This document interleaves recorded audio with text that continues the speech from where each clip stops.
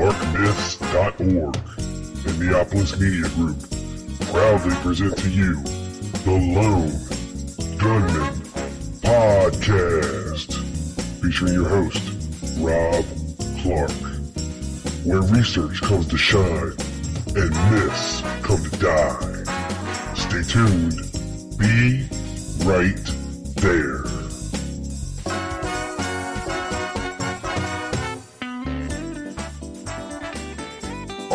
A landlady, a holster, and room number 3. Oldest George, middle James, and the youngest was Herbert Lee. In Russia, he meets and marries Marina. He rooms with other men, indeed.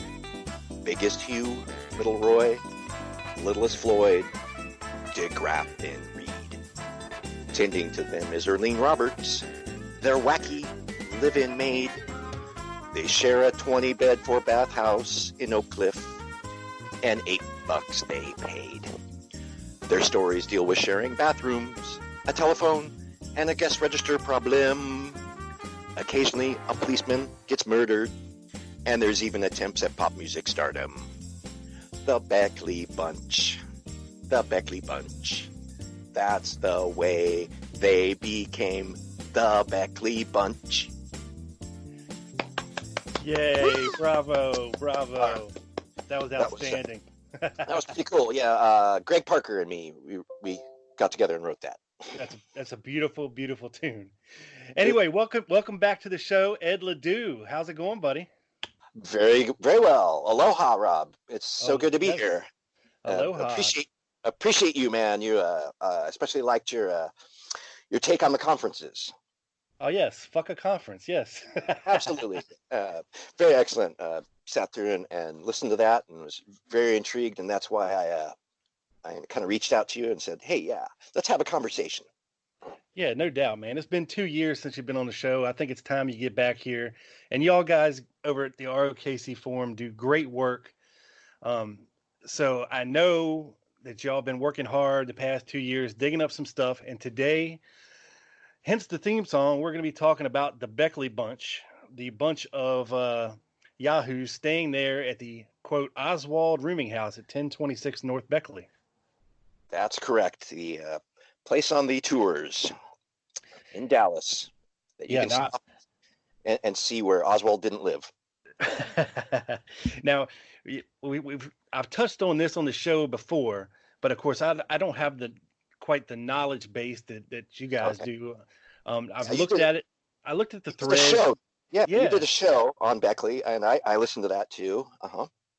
Yeah, but like I said, I don't have the knowledge base. I don't have the documentation. I went back and looked recently at a couple of the threads, the newer threads on the ROKC forum, and of course read through them, and I was intrigued by the rabbit hole that you can go down going through all this stuff, man. Right, and if you, so that's what I did, so I just went down the rabbit hole, and I just lined everything out, I just threw out what was bogus and just lined everything up, what fit, and once you lined it all up, you could see clearly what was going on at Beckley. Yeah, because I mean, most people, when you throw out the idea that, okay, well, maybe Oswald wasn't actually staying in North Beckley, they just dismiss you out of hand like you're an idiot. Yeah, it's kind of weird. It's like it's like a faith driven thing. Like, no, it's like a proven fact he lived there or something. Yeah, much like the second floor lunchroom encounter. How dare you try to say that it never happened? But guess what? When you start really, really digging, nothing makes sense, man. Right, and we can get into that right now. I can go through the essay, and so the essay I wrote out is right now it's at 50 pages. I could go into a lot more detail, but I just leave that to to your mind, your imagination, and what other people want to go find. I've got hundreds and hundreds of documents that you can link to in this essay, and those take you farther than I do in here, but like the main point, I can just start with point number 1 and go. Let's get into it. Point number 1, did Oswald deny living at 1026 North Beckley?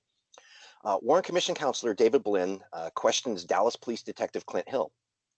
Was he asked where he lived? Detective Clint Hill replies, That was the second question that was asked, and he didn't answer it either. But the name Lee Oswald was called out by Bentley from the back seat. And he said this identification, I believe, was on the library card. Homicide Captain Will Fritz had this to say about Oswald's address. I told him I thought he lived in Irving, and he told me he didn't. He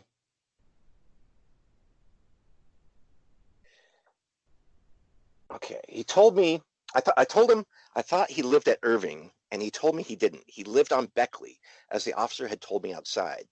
He never did deny the Beckley address at all. The only thing was he didn't know whether it was north or south. But from the description, we could tell it was North Beckley. FBI agent Bookout gives this statement. Mr. Stern asked, was he asked his residence address in Dallas, and did he give it? Mr. Bookout says, yes, he furnished the address of 1026 North Beckley. Mr. Stern asks, did he say that he was living there under another name, or was another name, and particularly the name O.H. Lee, mentioned at all in this connection? Mr. Bookout answers, he was asked why he was using the name Lee at this address, and he attempted to pass it off by stating that the landlord was an old lady and his first name was Lee, and she just got it in her head that he was Mr. Lee. He never did explain about the initials OH. Very interesting. Yeah, that is odd. And then we have Exhibit 1, Sorrell's Notes. And if you remember that Sorrell's had several pieces of notebook paper, from Ruby's trial or from Ruby's interviews and interrogation. Right. And one part of them was leftover notes from Oswald's interrogation. And in those, Sorrell's is asked by Counselor Stern about the address. Mr. Stern, did he give you an address? Mr. Sorrells, as I recall, he did give me an address. I don't remember what it was offhand.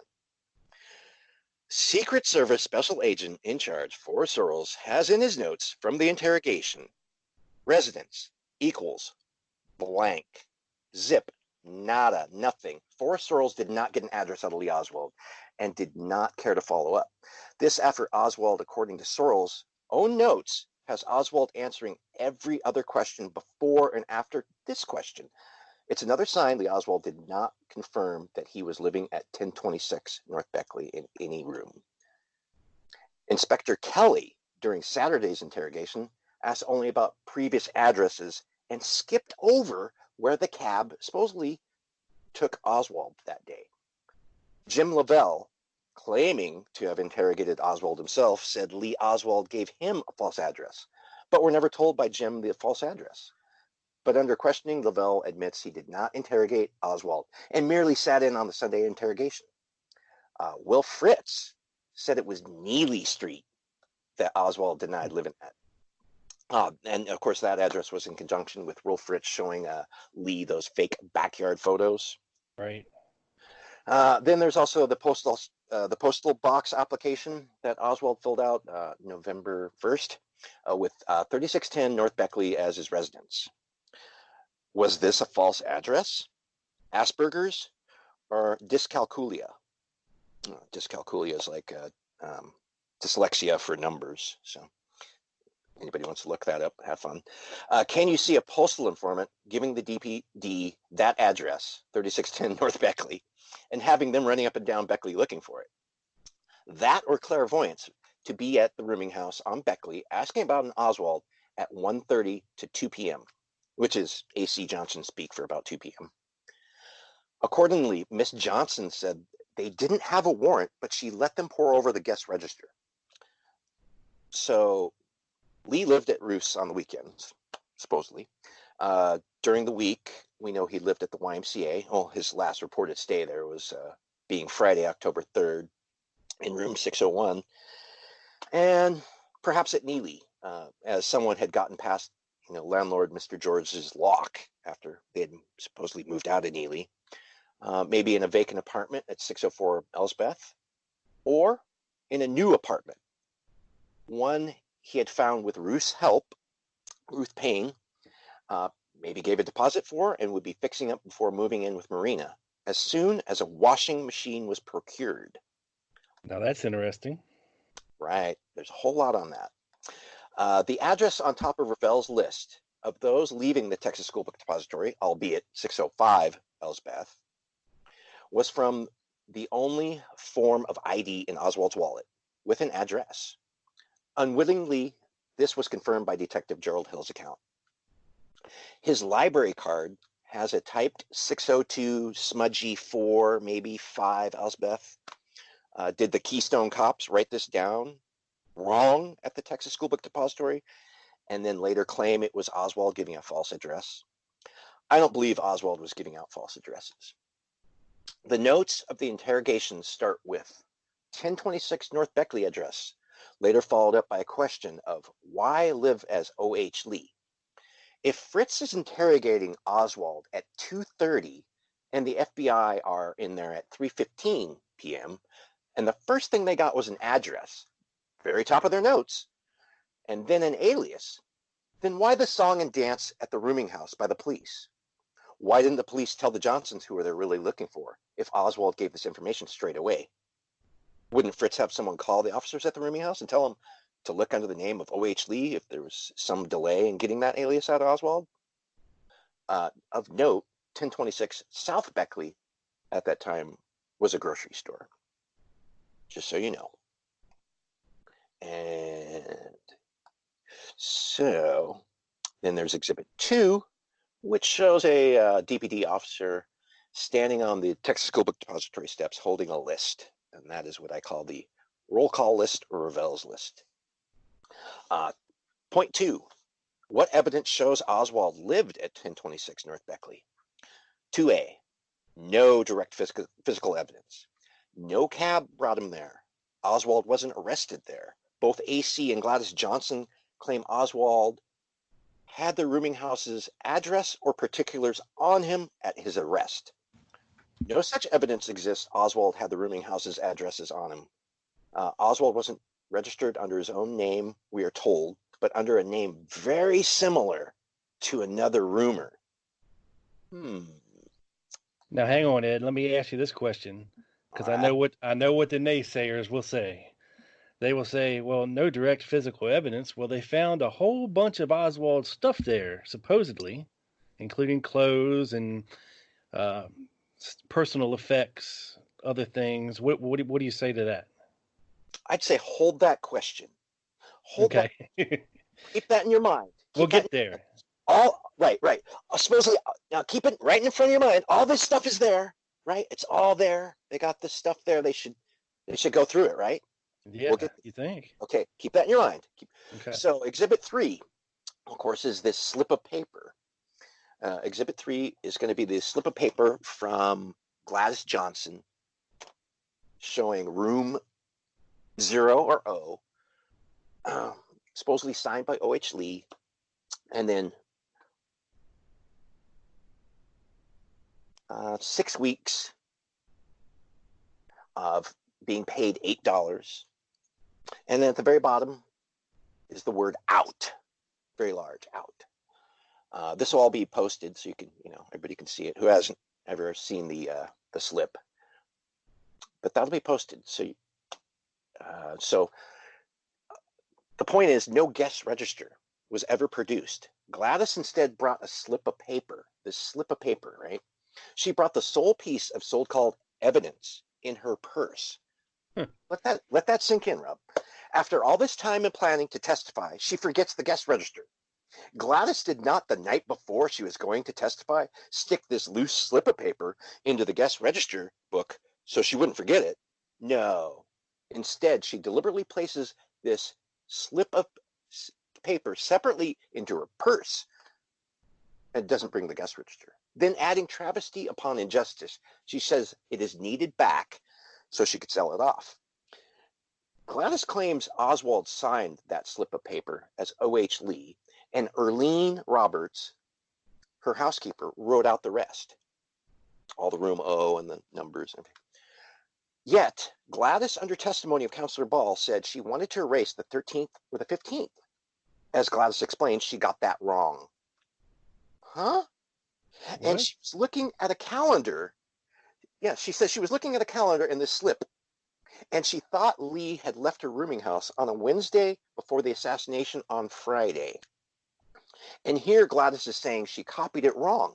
Not Erlene, as she stated earlier. Erlene who wrote everything else. Right. Okay. I ask, very important, I ask, was the slip placed into evidence erased in any manner by Gladys before it was photocopied? Because I don't see a 13th or 15th on the slip. No, I don't either.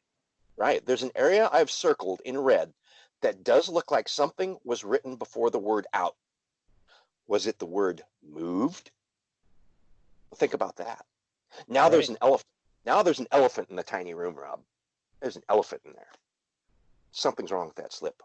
And if the guy moved out, sure wasn't Lee Oswald, right? Yeah, because I mean, you can kind of see on this where it looks like there's some kind of dark writing that's been obscured, you know. Yeah, erased.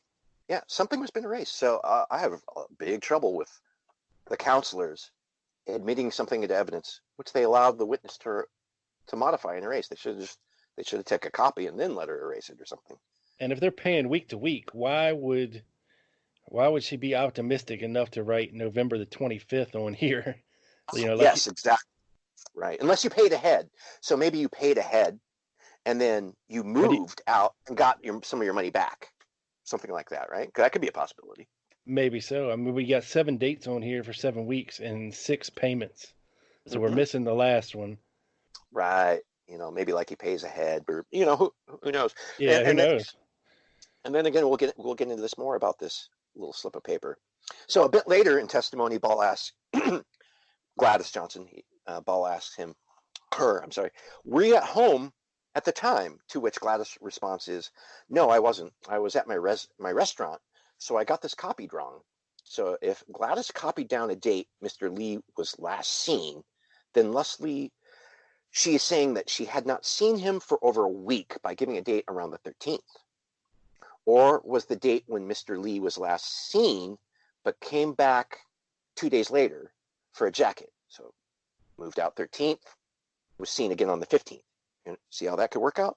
Erlene's account then thus becomes the 22nd from the 15th. So maybe some misremembering there going on, by a week. Yeah, maybe so. Oh, he came back on the 15th, got a jacket. They just transposed that into, these later dates. What was she copying from is the real question, right? So if you're copying something down, well, she said she was looking at a calendar, but nothing was copied down. She was erasing things or something if she said I really wrote it. So it's very, very interesting. Or why was she preparing a copy in the first place? Who told her to do any copying or okays the copying sometime before her questioning? To me, this is reminiscent of Secret Service agent Forrest Sorrells directing Mary Bledsoe to prepare written answers for a Warren Commission testimony, especially given claims of Gladys destroying the guest sign-in sheets. Why does a landlady destroy the evidence she has, yet turn around and want to take a supposed copy from her housekeeper? Because this, is, after all, is Gladys' supposed, not her copy. It's supposedly Erlene's, right? Right. And so, well, why does she want it? Why does she want it? She wants to, after she destroyed everything Oswald, that's the story. She destroyed everything Oswald. She wants to keep this copy. That just seems counterintuitive. And then she wants to pawn it off for a few dollars, saying that she's only gotten like $14 so far. Where'd she get the $14 from? I mean, did she put in a request from the DPD for her linens and bed sheets that they took? Or, I mean, maybe she's charging for autographs. Yeah, that doesn't come out. Where's she getting $14 from? Who gave her $14? So did the housekeeper Erlene Roberts repeatedly, as a matter of habit, keep records on random slips of paper? And this slip of paper appears written in one sitting, Rob. Yeah, that's what's odd to me is why in the hell would you keep track of what your roomers are paying on individual pieces of paper? You'd think you would have some kind of a ledger book for that. You know what I mean? Where everybody's involved and all the information is in one place for everybody. Yeah, you would think. And I believe that's what actually happened, and this slip is erroneous. So, and if you look Yeah. at the amounts written, so if you look at the amounts written, the column over the amounts, the $8, they begin to slant, a telltale sign of not writing each line at different times. It's possible Ernie Roberts kept her own set of records in such a fashion, although why would Erlene need to keep such records if Miss Johnson has guest registers and receipt books? Remarkable as it sounds, Gladys Johnson was allowed to keep the only piece of physical evidence supposedly touched and signed by Lee Harvey Oswald, the slip of paper. No fingerprints are taken from it, and again, no handwriting analysis was done right there when she brought the slip of paper out. It was just Counselor Ball there talking to her, and he just takes a copy. So, and we all know, that's useless. The slip of paper, is bad enough, but then a copy. Yeah. It's Well, really to me, Ed, we've all seen Lee Harvey Oswald's signature many, many, many, many, many times. His real one. This correct. to me doesn't look anything like the way he makes his L's or you know what I'm saying? Right. It And looks like this was all written with the same pen at the same time. so, as a matter of fact, lower level commission counselors were asking before Gladys testified for such items as a guest register, warning counselors Ball and Boleyn, who merely steered around these landmines. Uh, and then I go into some other exhibits there. You can see from the Burt Griffin memos. Those are important, to Ball and Boleyn. They're asking for this stuff. Hey, make sure you get this. And then I suggest everyone read the memos on the subject by Burt Griffin to J. Lee Rankin. Those tough questions were never put to Erlene Roberts or Gladys Johnson or A.C. Johnson, nor the memo where Riedlich is tasked with answering the questions about Beckley, like how did the cops find this place? How did they first get there? What those weren't answered really. A copy of a scant scrawled O.H. Lee is hardly usable for true professional handwriting analysis. Copies do not show flow and pressure, and experts know better than to resort to a photocopy rather than the original for any forensic determination. So any claim this is Lee Harvey Oswald's signature is not proven beyond a reasonable doubt. As we see, nothing of evidence actually showed Lee Harvey Oswald lived at the Beckley rooming house. The belated stories of Oswald giving his address and custody to FBI agent Clements or to homicide captain Will Fritz lacks the hurdle of the room number. 1026 North Beckley is useless as an address since it has 18 rooms. Did the Dallas police even ask what room? They sure weren't told by Oswald that he stayed in the tiny room. Did agents Hosty or Bookout record a room letter or number or even a descriptor? Tiny, small, off the living room? No. Hosty's note has room after the address. Which room? Yeah. Wow. And you'd think too, Ed, if he's going to use an alias, he already has a pretty damn good one in Alec Heidel. Yeah, Why wouldn't you use that? Yeah, if you had all these cards and all this stuff, and he's Instead running of around as some mixed up bullshit of his name, like, well, who you fooling, right. So James Lavelle, nor Will Fritz, the smartest lawman alive, never thought to ask if the address was a house or an apartment? Why would Oswald deny to Fritz his address if he lived at Beckley? I'm pretty positive Oswald is aware the news has his photo, and soon his landlady and tenants would know about his arrest if he lived there. Fritz claiming he never did deny it is a red flag. That's a huge red flag that Oswald, would, sit there and go, oh yeah, I live there. And Fritz saying, oh no, he didn't deny it. Well, why is Fritz saying that? I can see 1026 Beckley is recognizable as north, as south was a grocery store. Yeah. Unless Fritz was more aware of this address than he let on, right? Was it an address he dealt with professionally or used as a witness safe house? In 1977, the Lubbock Avalanche Journal newspaper did interviews with Beckley tenants and Miss Johnson. Miss Johnson told the Avalanche Journal she possesses the register, but refused to produce it or allow an inspection of it. This leaves a copy of a scant slip of paper, the sole tentative tie to Oswald using O.H. Lee as an alias. The idea that Lee Oswald didn't know North or South Beckley, nor which room he was said to occupy, is a bit much to swallow. Earlene Roberts, as housekeeper or maid, cleans the rooms daily, but says she sees nothing in the tiny room with a name or address of Oswald. I think she means different from Mr. Lee or O.H. Lee. And recall, Earlene says Mr. Lee reads Westerns. And then I show a little blurb here about Mr. A.C. Johnson, who says, I read all the time. But he said that when he was in Oswald's alcove fixing a light or whatever, I never did see any literature out. So, Well, we know what Oswald read, and it was mostly science fiction and like historical type Marxist stuff. And no Westerns on the library list that I remember seeing. Good point, Rob. A.C. Johnson is asked about CE 150, the shirt Oswald was wearing, 11/22. A.C. had no recollection. A.C. says he wasn't there that day to see it. Right? He left early, got home late. A.C. was asked about CE 163, the dark blue zipper jacket that was, of course, found in the Texas School Book Depository. A.C. can't identify this either as something he's seen in the 6 weeks this renter has supposedly lived there. A.C., when shown them, says Mr. Lee wore sports clothes. This he says about a renter he sees, hanging out around the house or whatever after he comes home from work. No other items are presented to Mr. Johnson for his identification.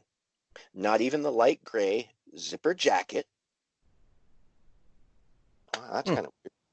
Okay, yeah. Two items should have been presented to him to identify, right? The silver bracelet with Lee on it and the Marine Corps ring that Oswald faithfully wore. Of course, I'm not a lawyer. So, 2B, the Beckley bunch. So you have Bobby Joe Palmer, C.C. Lehman, Roy Samuel Cleghorn, Floyd de Graffin Reed, Hugh Slough, Jack Cody, A.C. Johnson, who's the owner, George Gibney, Donald Green, John Carter, James Watson, Mrs. A.C. Gladys Johnson, Earlene Roberts, the housekeeper. You have Herbert Leon Lee, and a tiny room kept empty. So you got 14 occupants and a tiny room supposedly rented to Lee Oswald. In 1977, when the Lubbock Avalanche Journal did interviews with the Roomers, they put out a story that says, statements on post-slaying quiz in conflict.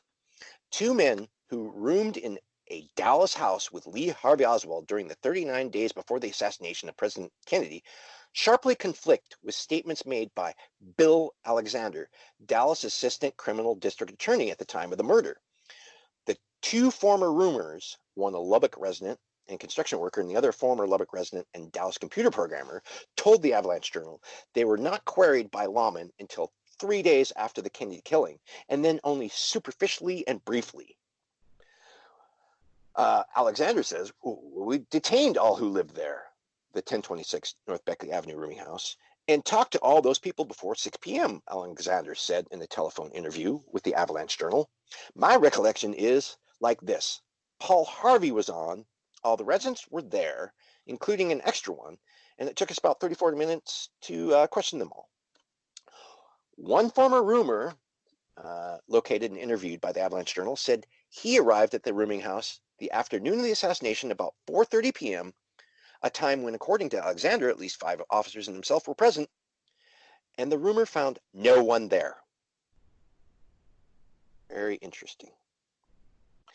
And who is this extra resident Bill Alexander mentions? Mr. Lee, who?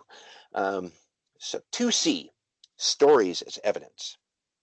Edward A. Brand said an O.H. Lee came to his insurance agency and wanted a quote for auto liability insurance. Brand says the man lived across the street at A.C. Johnson's rooming house. Mr. Brand said he did not supply a quote as the man had yet to purchase an automobile. Brand claims the man presented him with a Texas driver's license with the name Lee on it, but was vague as to the initials OH on the license. Brand later claimed the pictures of Oswald in the newspaper and TV were of the same man. The evidence says the driver's license was Herbert Lee's. A tenant going by the name of John Adams, i.e. not his real name, as in an alias of Hugh Slough, told the Avalanche Journal that the men at the rooming house who lived in rooms designated by permanently displayed letters received receipts from Miss Johnson written in a common receipt book. She and Miss Johnson always filled in your name and how much you paid and gave you a copy. There's your receipt. Yeah. Okay. This So from a much for rumor. that slip of paper. Yeah, that slip of paper. So Adams, or Slough, further recounted a story Earlene Roberts told him about Mr. Lee, ironically going by a different name, showing Adams Mr. Lee's first receipt with Henry Lee written on it. But Adams did not see the second receipt and took Earlene's word that Mr. Lee gave the name Harvey Lee for the second receipt's copy. Okay, well, odd is the Mr. O.H. Lee slip Earlene had and Gladys tried to pass into evidence. So this has all the dates for Mr. O.H. Lee written out, but it's as if he only signed but the one slip, right? It's only got O.H. Lee on it once, right? And if true, there would be no other slip he signed. So we know the slip is bogus because, he's obviously getting weekly receipts. Evidence thusly is that the receipts in the receipt book not provided to the commission were for Henry Lee. No wonder the register and or receipt books are deep sixed. Is Henry a nickname for Herbert? Herb, Hank, Henry fits the bill for Herbert Leon Lee. Anyone know if Herbert used the alias of Henry? Because it appears he did at Beckley. Adams, Slough, recalled another unknown tenant introducing him to Mr. Lee as a guy who speaks German named Harvey Lee. In my opinion, this was James Watson introducing his friend, roommate, co-worker, Mr. Herbert Lee as Henry Lee, and was just simply incorrectly remembered by Adam Slough as Harvey. And if anyone did live under an alias at a rooming house, where the owners have a cafe down near the courthouse, where the police are frequent, and they seem chummy with the police, have multiple calls to police in 63 alone, how isn't this a safe house? In 1964, a man went undercover at Beckley. While staying there, received some information from a woman identified only as Kate. In my opinion, this was Katie Gage. She stated that Oswald probably chose to live in that particular rooming house for reasons not related. She further stated that there was a young man named Don living there at the time of the assassination and probably several months prior to that. When the man asked Gladys Johnson about Don, she was very evasive, but did affirm that he had lived at the rooming house. She said, "No, he didn't know Oswald. He just went passing on through there." Story is Don Green wore suits every day while living at Beckley. He left to live with his rich aunt, Mrs. James H. Landrum, in Dallas, and it said he took off right after the assassination. Mary Farrell informs us one of the rumors was an insurance agent. Was this the suit-wearing Mr. Green? The kicker here is Gladys was interviewed by the FBI on November 29th about her rumor Don Green leaving so abruptly. Gladys reviewed her register and advised, quote, "The only person who had left her rooming house in the past 30 days was Donald Green." Let that sink in, Rob. Yeah. Oh, okay. So I ask, what about Herbert Lee leaving November 1st or James Watson the first week of November? Of course, I'm no commission apologist, but I would ask those questions. Yeah. Hugh Slough gives an interview as himself and says he remembers Oswald or the person in the tiny room. Slough remembers a male telephone caller for the rumor he thought was Oswald. How, I asked, did he know the caller was male? Did he answer the phone? Or did he overhear Mr. Johnson, Gladys, or Erlene asking if Mr. Lee is in his room as there's a man on the telephone for him? I thought the story was Oswald received no calls and only called his wife. So is Hugh Slough making this up, or was the call really for Henry Lee, aka Herbert Leon Lee? Slough says the call's conversation was spoken in a foreign language. Well, which language? Did Slough not know which language and was unable to identify it? Much later, Slough claimed he suspected it was Russian. So whomever called Oswald, right, was supposedly now a male, Russian, and knew this number and to ask for Oswald as Mr. Lee. I don't find this credible, Rob, especially if it's attempting to link Oswald to the incoming calls. Yeah, it sounds a little fishy. Yeah. Note, Hugh described the man he knew as, quote, very small, very nervous, made small movements, very fidgety, very much a loner, very high-strung. We didn't see much of him. He recalls the man popping out of his small room to watch the evening news and then popping back in. That doesn't sound like any description I've ever heard of Oswald, or anything like I've seen ever of Oswald. More like maybe Herbert Leon Lee, the young musician, or maybe Floyd de Graffenried. Maybe he could be, described as such. I've always seen Lee Oswald described as, cool as a cucumber. So I don't think we got Lee Oswald there in that room. Armour E. Krishner wrote a letter to the FBI saying a Kathy Foley knew a woman running a boarding house, and that woman confided that Oswald lived there and worked for Jack Ruby. The FBI found and asked Kathy, and she was vague and said it was a story from a man who fixed their family's car. Kathy's mother told the FBI it was from the neighbors, Mr. and Mrs. Happy Brockman, that the story came. When queried, the Brockmans claimed it originated from an employee of a humble service station. John Laurel Ford worked at Duncan's humble service station across the street from the rooming house. He was interviewed by the FBI and claimed he never met Lee Harvey Oswald or heard of O.H. Lee or Alex Heidel. This after Gerald A. Duncan, the owner, told the FBI that Ford was out one night with Oswald drinking beer, seeing who Duncan thought was Oswald leaving with Ford in Ford's car from the rooming house.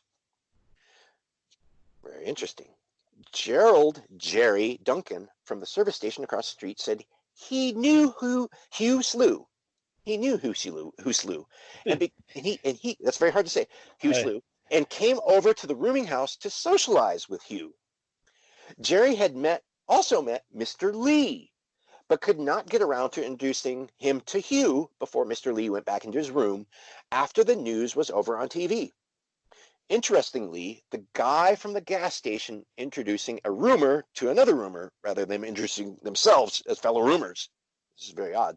Yeah. In an FBI interview, Gerald A. Duncan said he was the source of some misinformation, having confused a conversation with a customer at the gas station after Jack Ruby shot Lee Oswald, saying something about him working at the carousel and seeing him there and knowing him, thinking the customer was talking about Oswald when the customer was really speaking about knowing Jack Ruby. Pat Hall said the gas station across the street, when it was the mobile service station, was half owned by Mr. A.C. Johnson. Did Jerry Duncan buy him out? If so, when? Seems real chummy there, right? Half owner, sold it, comes over, knows the rumors. So Jerry Duncan's always hanging out, knows everything.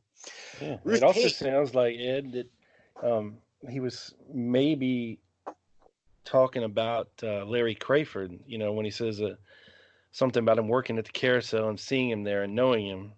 Right. This could be a cover for that. This could be him switching it up, trying to cover for Crayford and Ruby.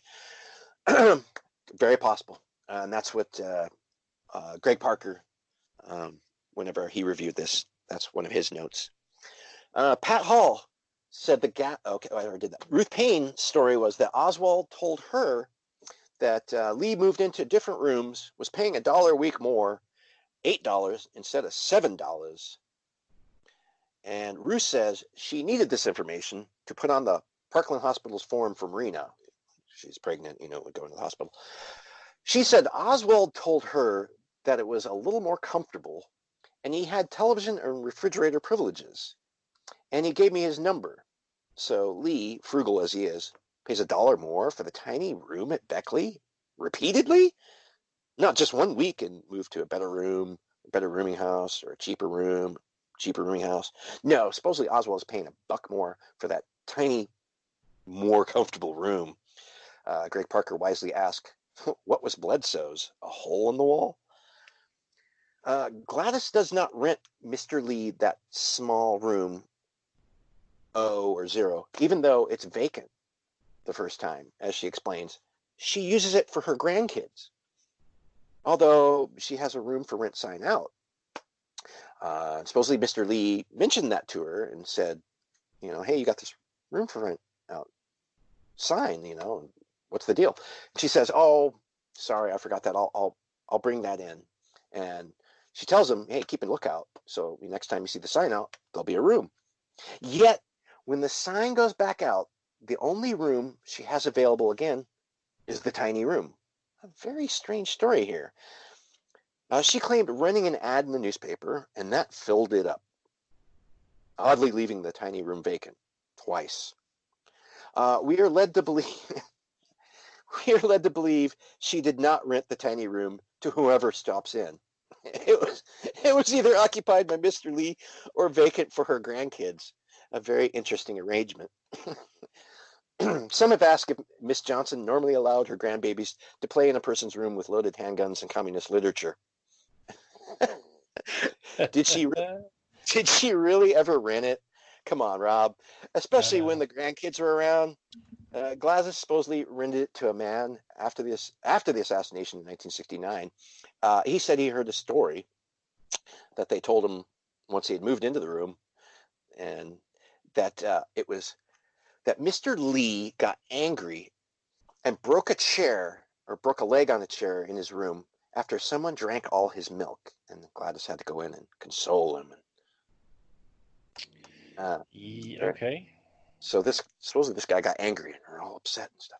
So this was Pappy's room, her father-in-law, Gladys' father-in-law, until he passed away after 9 years living in the converted library room. So this room was converted for her father-in-law to live in until he died. So she had good reason not to rent out the room. Was the real deal that a roomer could just rent it during the weekdays, like for a flooring job, and go home on the weekend so the kids could use the room? I mean, home to Irving, not Shreveport. Even AC says home is where the man went on weekends, being steered by Boleyn to say Irving.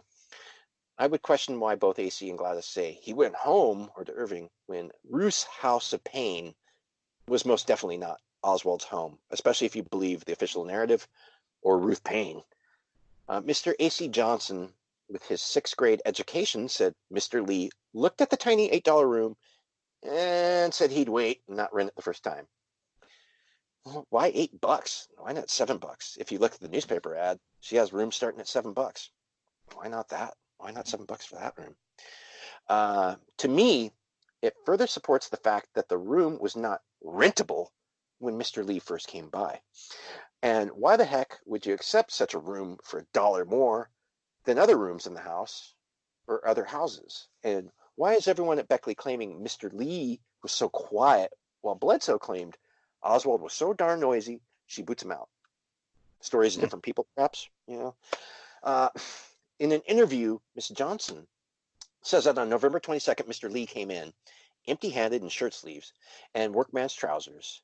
Mr. Lee had only gotten a zipper-type tan plaid jacket. When pressed what color it was, she said brown, then modified it to, well, olive brown, you might say. Mrs. Johnson had 6 weeks to see the jacket, so I accept her and Erlene's dark color as to what Mr. Lee wore. Gladys was re-interviewed in 1964 about rumors in Wisconsin of a call from Oshkosh, Wisconsin, to the rooming house, as it's the same city Ruby had recently called for twist board parts. Gladys said on the weekend in question of this call, beginning Friday evening, November 15th, Oswald was in residence throughout the weekend to Monday morning when he left for work. Gladys has a distinct recollection of this, as she had checked Oswald's room at 6:30 p.m. Friday, November 15th, to see whether the room might be available for use of her grandchildren on that weekend.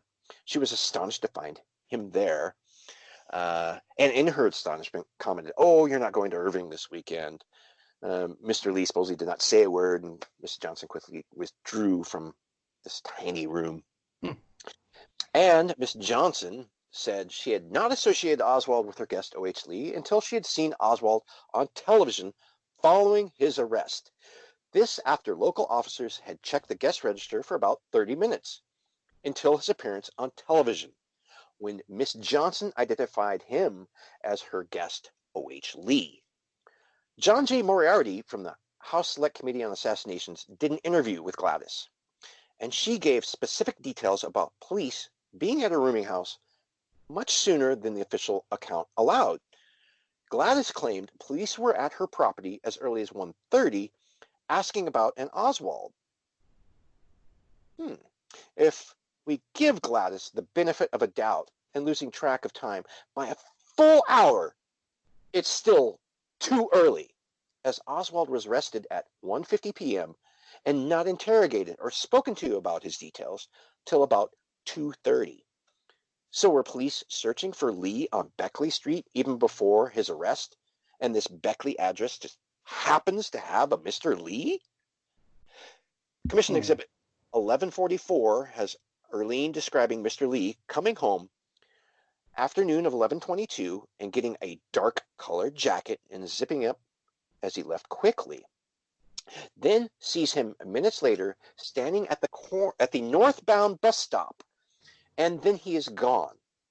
In another account, it's a horn honk which draws her to look out and see Mr. Lee at the bus stop. Sounds like Herbert Lee ran in, got a dark brown jacket, and ran out to catch a bus downtown to see the excitement at Dealey Plaza. 30 minutes later, police arrived looking for a Lee Harvey Oswald. Since there was no Lee Harvey Oswald, a discussion took place about the tenants and who might fit the description the police had. That's an odd way to search for a known man, isn't it, Rob? Well, yeah, it's a little too quick. Yeah, it's quick, and even if you've got the description, they can't even put it together. And there's a lot of horn honking going on outside this rooming house. Right, and that's all on Arlene. So and at this early stage, what description did they give Gladys and Arlene and Mr. Johnson? Was it the vague radio description matching countless males that age? Very odd. Or was it from Roy Truly's magical job application questionnaire with all the information you could ever want on Oswald? And what time did Mr. Lee return? After the 12:40 TV interruption of As the World Turns that Erlene was watching, and was much too early for Oswald to have gotten from the Texas School Book Depository to the rooming house? Or was this upon receiving a later phone call telling Erlene to turn on the TV? That's very curious, Rob. Because we actually got two stories from Erlene. Was she pushed into a later time? Because there's no physical way a Lee Harvey Oswald could have gotten there, ran in his room, got a jacket while she's watching As the World Turns. Yeah, no way. That's what she says, and that's kind of what I'm going for. That's what I think happened. That Mr. Lee ran and got a jacket, ran out, got on a bus, was going downtown because he had just heard about the shooting. A little after 12:40. Right. Interrupt the programs with this information. It goes all everywhere. It fits, Rob. Yeah. The other stuff doesn't. The other stuff doesn't. So Erlene said Mr. Lee liked to read westerns, but had never noted any mail addresses and such when she cleaned up. That's just a weird thing, huh? Gladys agreed the books were thrown on the bed and then taken to DPD and inventoried. Greg Parker asked, "Where are these westerns?" Yeah, where are they? Yeah, they don't exist. It's not the same guy.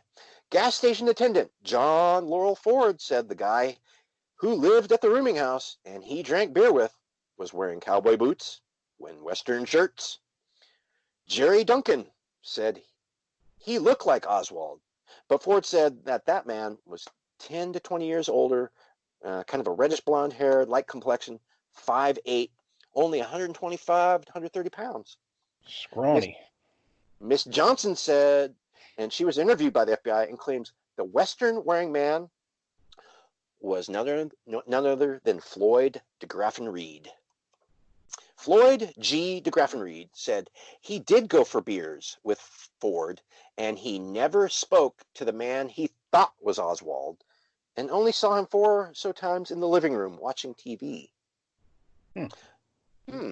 John Carter, a fellow roomer, interviewed quickly after the assassination on 12/23/63, oddly never mentions the alias or name supposedly this Oswald went by, and he claimed to have spoken to Mr. Lee or Oswald. We don't know what he calls him because he doesn't say.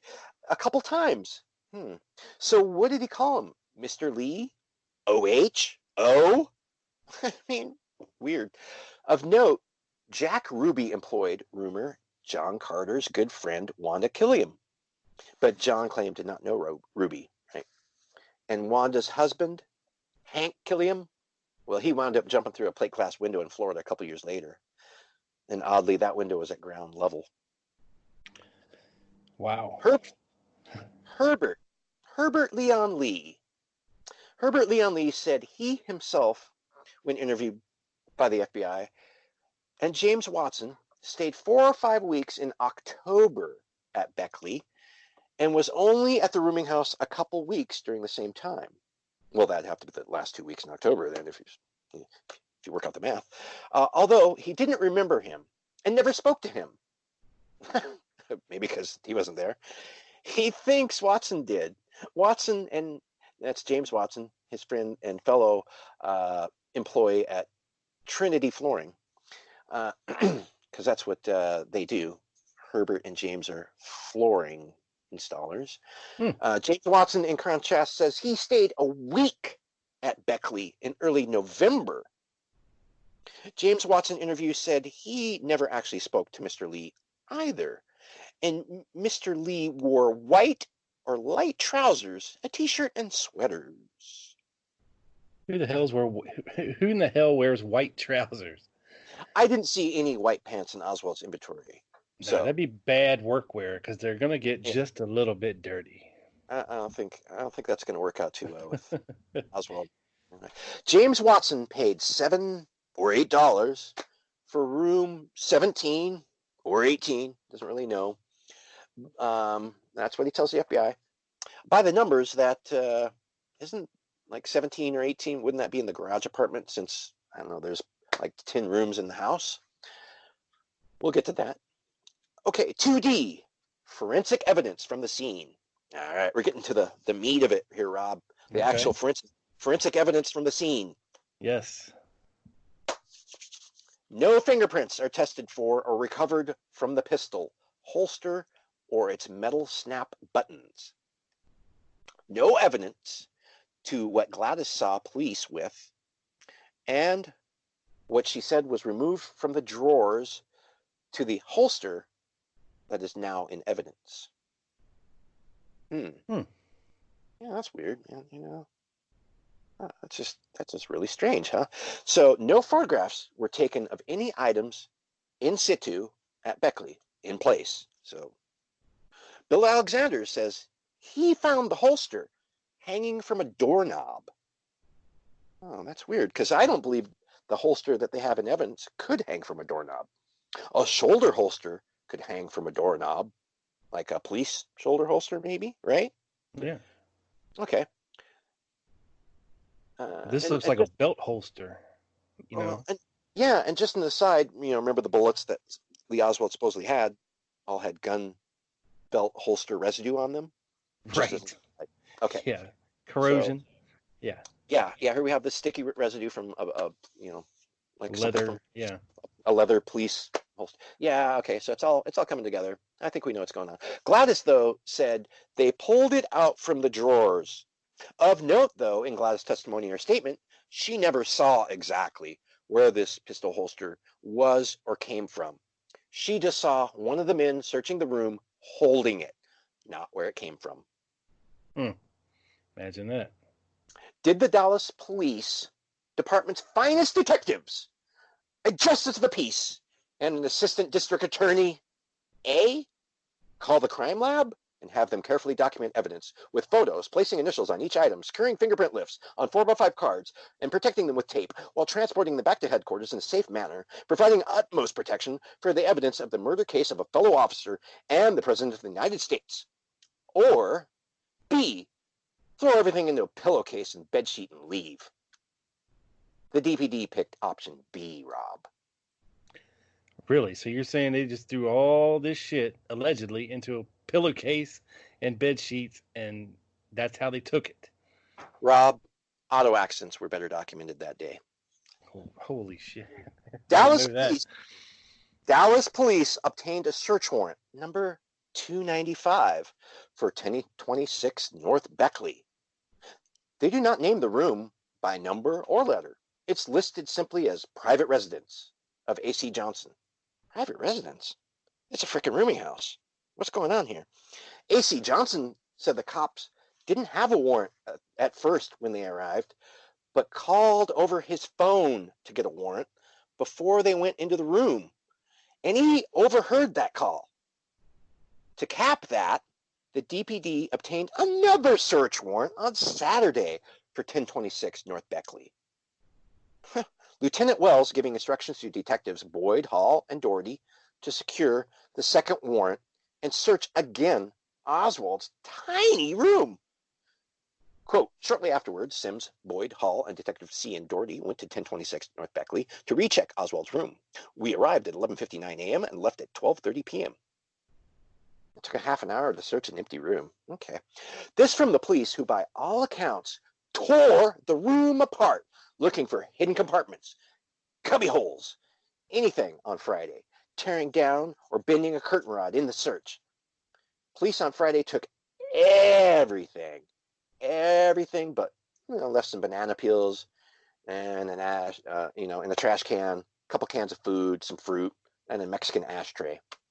Cops saying to Gladys, he won't be back. Whoa, that's weird, man.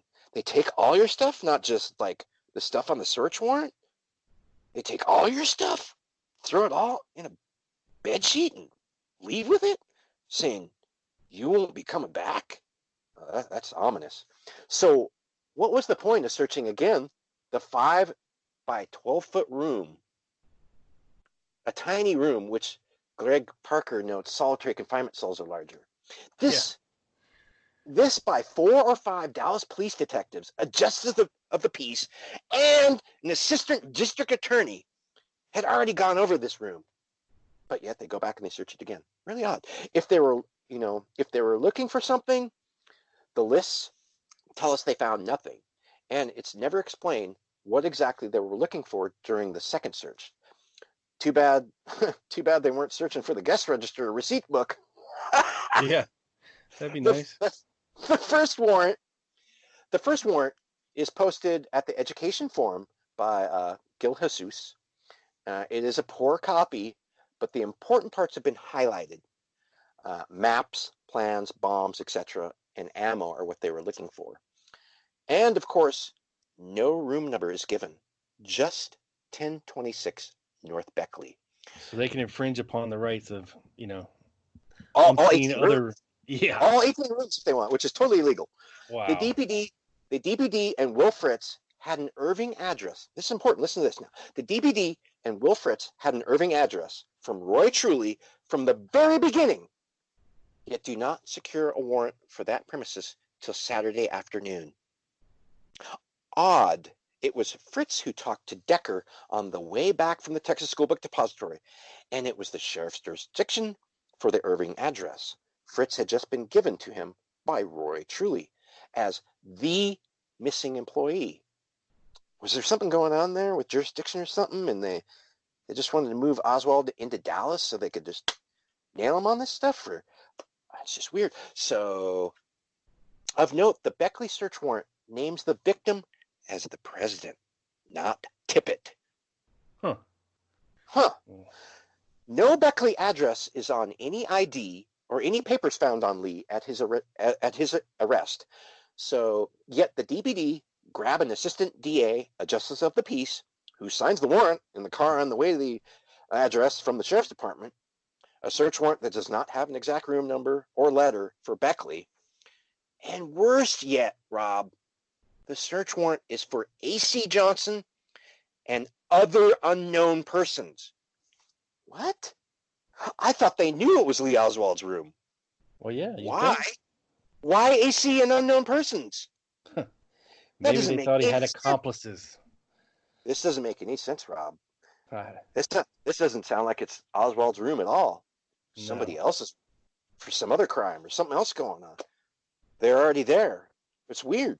Once there and questioning the owners and housekeeper, no one recognized the description given by the detectives. Oh, why not?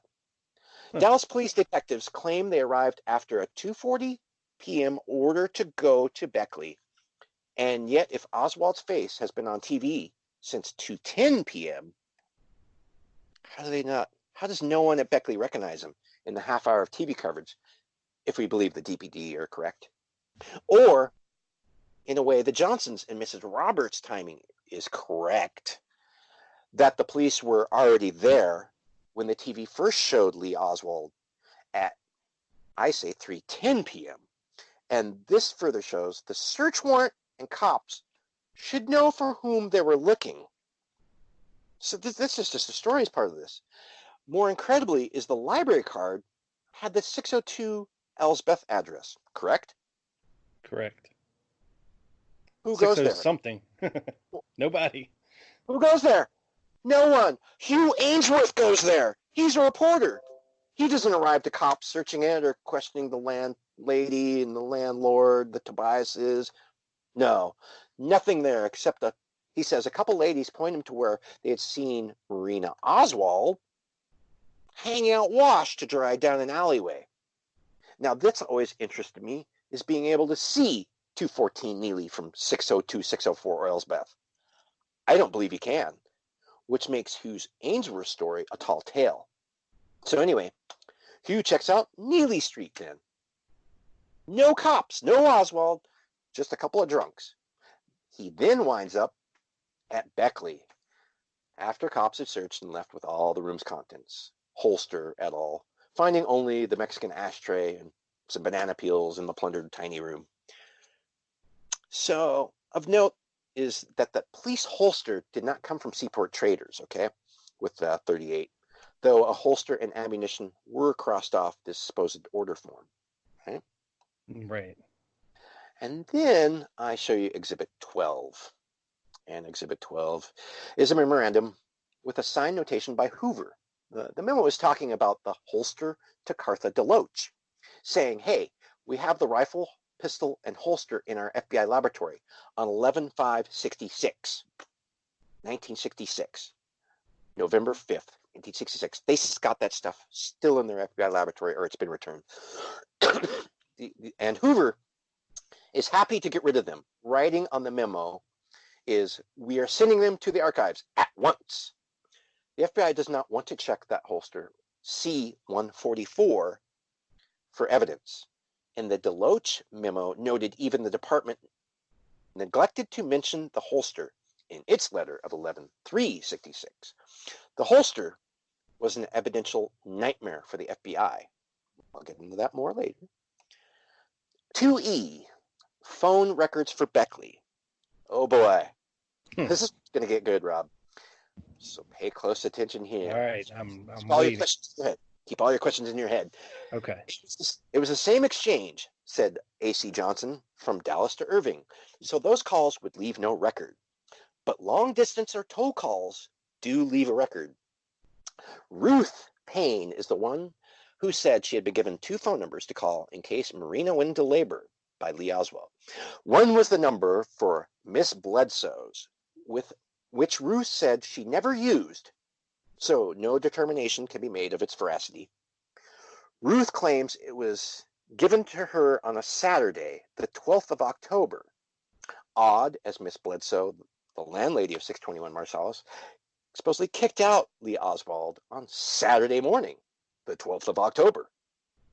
This would be giving out a useless number to be called in case of the birth of his child and his wife's labor or such an emergency. I'm not buying Lee's giving out useless numbers either. We are told Ruth called Beckley and asked to speak to Lee Oswald and was told no person by that name lives there, and thus the Beckley number is useless for purposes of communication as intended. Conversely, if you have 2 numbers, Rob, wouldn't you at least try the other? Of course, I'm no Quaker. Well, yeah. I mean, you think he'd want to know when his kid's being born? Yeah, and wouldn't you call the other number? You got 2 numbers. You're just gonna call. Maybe move back into the other room. He says he moves around, right? Moves room. Wouldn't you call the other number? Didn't Well, happen. she tried. I guess that was good enough. Well, she claims she tried. These 2 numbers are in Ruth's phone book at the bottom of an entry for the Oswalds, though similar in hand. I am putting that in quotes, similar. They appear written over twice, with the bottom one, Bledsoe's, is scratched out. That's weird. What? Well, shouldn't the first one be scratched out since she called it and it didn't work and nobody was there? Wouldn't you scratch out that one? I don't know. That's just me. I'm no Quaker. So Greg Parker notes this is a form of backstopping, pre-selected or added after the fact. The other numbers in Ruth's book are not written over twice. None. I looked through them all, for what it's worth.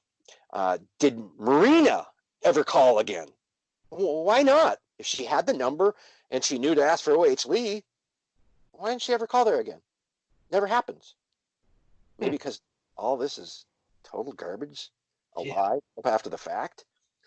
Then I give you 2 video clips of Ruth Payne and ask you to watch those for as long as you can possibly can, or you can stand. And so Ruth Payne supposedly gave Hosty the Beckley phone number on November 5th, right? And as researcher Steve Thomas points out, Hosty would have crisscrossed that number and had that address for the Beckley rooming house before Oswald, was interrogated. That's a good point. Right? Yeah. Okay. Recall that deputies Weatherford, Oxford, and Buddy Walters said they got the number from Ruth Payne's phone book, and they crisscrossed the number, and they came up with the Beckley Street address. So, geez, that sounds like pretty standard operating procedure you would do as some kind of thing with a number. Of course, any fool with especially got that crisscross directory sitting on your desk there at the FBI. Of course, had the cops tried calling the number, the phone would have been answered by police officers Sinkle, Potts, or Cunningham, as Fritz dispatched them to Beckley already at 2:40 p.m. It's impossible the number from Ruth's book is the way the DPD found Beckley, due to the timing alone.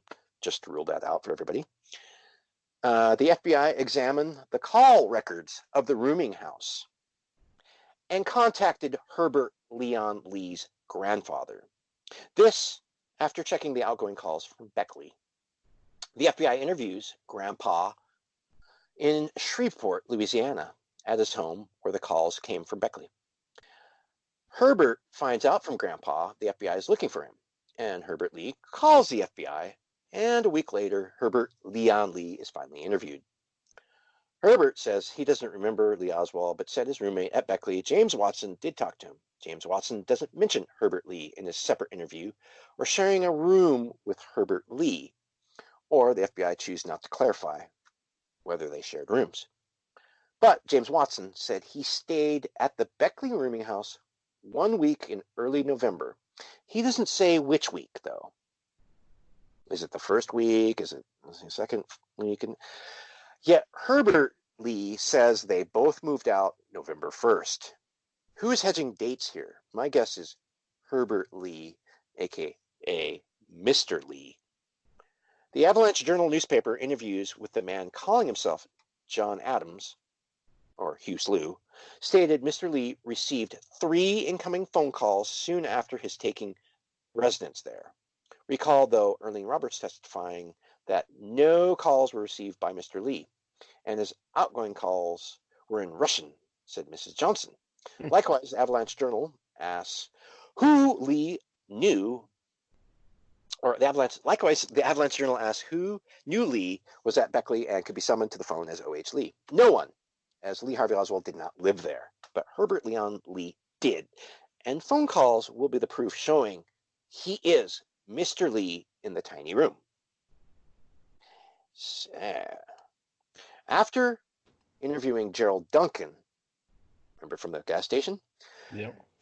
The FBI checked the payphone records at the gas station, Whitehall 30062, for the times in question. The FBI interviewed a Mr. Gene Allen of Columbia, Missouri, whom stated he had a niece named Patricia Baker. Baker's father is in the Air Force stationed in Newfoundland. Patricia Baker, visited her uncle Gene Allen and stayed at Gene's home from July 18th to about November 26th, 1963. Gene says she had become acquainted with a Leon Lee, whom was a musician from Shreveport, Louisiana. That Leon Lee frequently called her. Gene could only say he knew Leon Lee was playing in a band in Dallas, and several weeks prior to the assassination, Leon Lee had been in Dallas. But Gene says Leon was probably residing at 1227 Woodlawn. Well, this is the current address of James Watson and Herbert Leon Lee, not the address of the boarding house.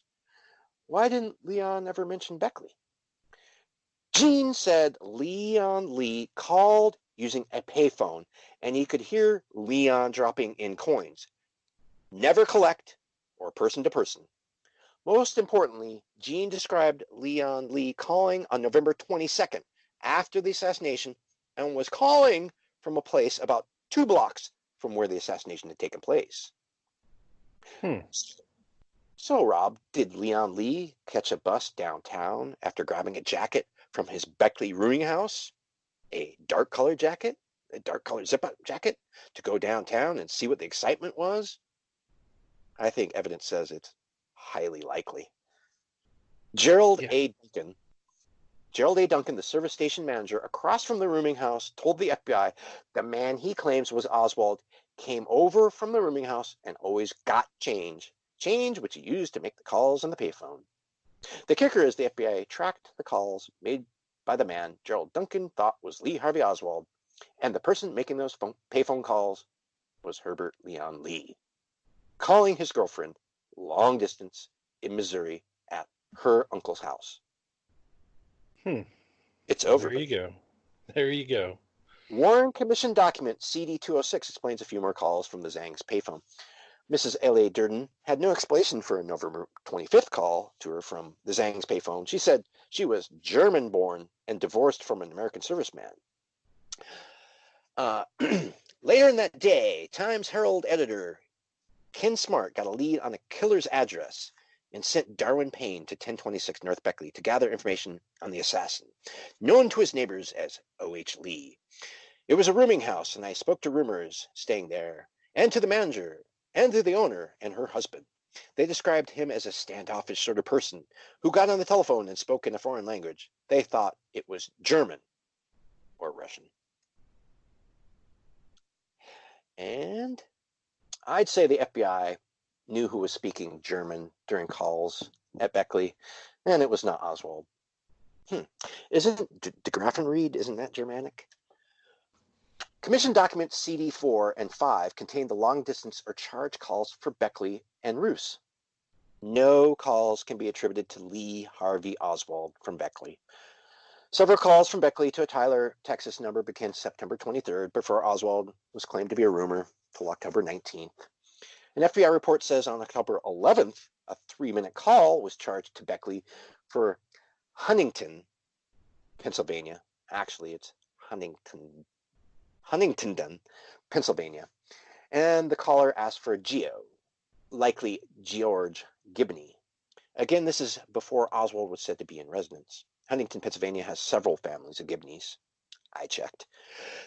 These FBI reports are not the actual records. I'd like to see the actual phone records. The actual phone company supplied records for Ma Bell that the FBI obtained for Beckley. And let me or Rob know if you've seen them. Please do share. Yeah, for sure. Absolutely. Footnotes of Larry Hancock's book has this to add. A September 18th, 1967 letter to Jim Garrison from Matt Herron, described as a Life magazine informant, reported details on telephone calls made by Jack Ruby to Lee Oswald at Oswald's 1026 North Beckley address. Ruby to Oswald calls were supposedly reported to Dallas police by telephone company employee Ray Acker, or supervisor Ray Acker, whom was promoted and moved out of Dallas not long after the assassination. Imagine that. The Herron letter also identified a local Dallas telephone operator, Fray Maskey, who reported that an insistent and abusive man called on November 22nd, 1963 at 12:45 p.m., wanting number of Lee Harvey Oswald at 1026 North Beckley. Since Oswald's connection to Kennedy's death was unknown at 12:45 p.m., this urgent request appears suspicious. Herbert Lee did he play in any bands or clubs associated with Ruby? I'd like to know. So if anybody knew where Herbert Leon Lee played in Dallas, let me or Rob know. We've been looking. Wasn't Ruby looking for piano players? Didn't Herbert Lee play the piano? Item number 3. Do we need to prove where Oswald lived to prove he did not live at 1026 North Beckley, Rob? I don't think so. No. No, not at all. Impugning the so-called Beckley witnesses' stories and a missing scrap of paper is enough. If that's all there is to impugn, that's all we need to do. Okay, so if we believe the Beckley bunch, that Herbert Leon Lee and Lee Harvey Oswald lived there at the same time, there were thusly two Mr. Lees, O.H. Lee and an H. Lee. I don't think so. I think somebody would have noticed that. Well, yeah. But nobody did. And Exhibit 13 shows the list. There's nobody on there with that name. Interestingly, the story goes, cops looked through the tenants in Gladys's guest register going back a year before the television showed Oswald on it. And Miss Johnson said that the man she knew as Mr. Lee was on TV. She saw him, and then they went to his room. Now, this is really bad police work, Rob, here if they could not detect the similarity of names. Lee Oswald, Mr. Wow. In another mystery, we have that document, which I show as Exhibit 13 in my essay, and it has the names of those tenants at the time of the assassination. Included is Herbert Lee, but neither is Henry or Harvey Lee nor O.H. Lee. That's not on the list, raising the question if Oswald was ever there at Beckley, and all these witness accounts are of Herbert Lee or de Graffenried. Gladys testified she has two new tenants, as the police were combing over her guest register several times, not finding any Lee Harvey Oswald. So she was going to show them the two newer tenants' rooms, right? Supposedly that's when the TV flashed on with Lee Harvey Oswald's picture. Actually, it's worse, Rob. As she said in her testimony, she had carried these police around the house first, meaning she had escorted them around the house to unlock rooms, probably out back. She's going to go show people the cops these rooms. And as AC describes it, the two young men who rented there might look like the description or age of Oswald. In a way, this dance seems to imply a suspect was living there for certain before it became certain, and then looking for a suspect with an alias before an alias was suspected. It's just very odd. And cops and the owner were about to go into these two younger guests' rooms and conduct a search of their personal property. These two young men sound like James Watson and Herbert Lee. Right. Even if they'd moved out, it just sounds like them. Also, Gladys' story about being full up because of running an ad. Why? To fill 2 rooms? Doesn't make any sense. Why are we running this ad to fill 2 rooms? It just, recall, she only had 2 newer tenants, or she only had the tiny room available, whichever one it is. After the assassination on November 29th, remember, she claimed only 1 roomer moved out in the past 30 days. Cue the Twilight Zone music. That's just... Yeah. Okay, so where did Mr. Lee eat? Roomer James Watson thought he saw the tiny room renter eat once at a cafe. The only cafes that James Watson ate at were near the rooming house. The FBI interviewed the restaurant's owners and waitresses near the rooming house. Mr. Kelly at the Beckley Cafe said Oswald did not eat there. Mr. Zarrell B. Owen and his wife of the Clifton Hotel Cafe, or the Colorado Towers coffee shop, said they never saw Oswald there, but they saw someone else from the rooming house. And we'll get to that in a minute. Let's see, who else? Mrs. Clements and the employees of the El Phoenix Cafe, likewise, had seen an Oswald on TV, but said he was never at the cafe. Interestingly, a Mr. Douglas Leake at the Dobbs house on North Beckley said he saw whom he recognized as Oswald from TV newspapers as a customer 2 times in the days prior to the assassination. Miss Mary Dowling, the waitress at the Dobbs house, said this person ate breakfast around 7 to 7:30 a.m. and the last time was at 10 a.m. on Wednesday. And Mary Dowling had a special occasion to notice this customer on this Wednesday, as he was nasty and used curse words. Bad man. Cursed out his breakfast. He was a bad man. So this is a person Mary Dowling at the Dobbs house clearly recalled as Lee Harvey Oswald.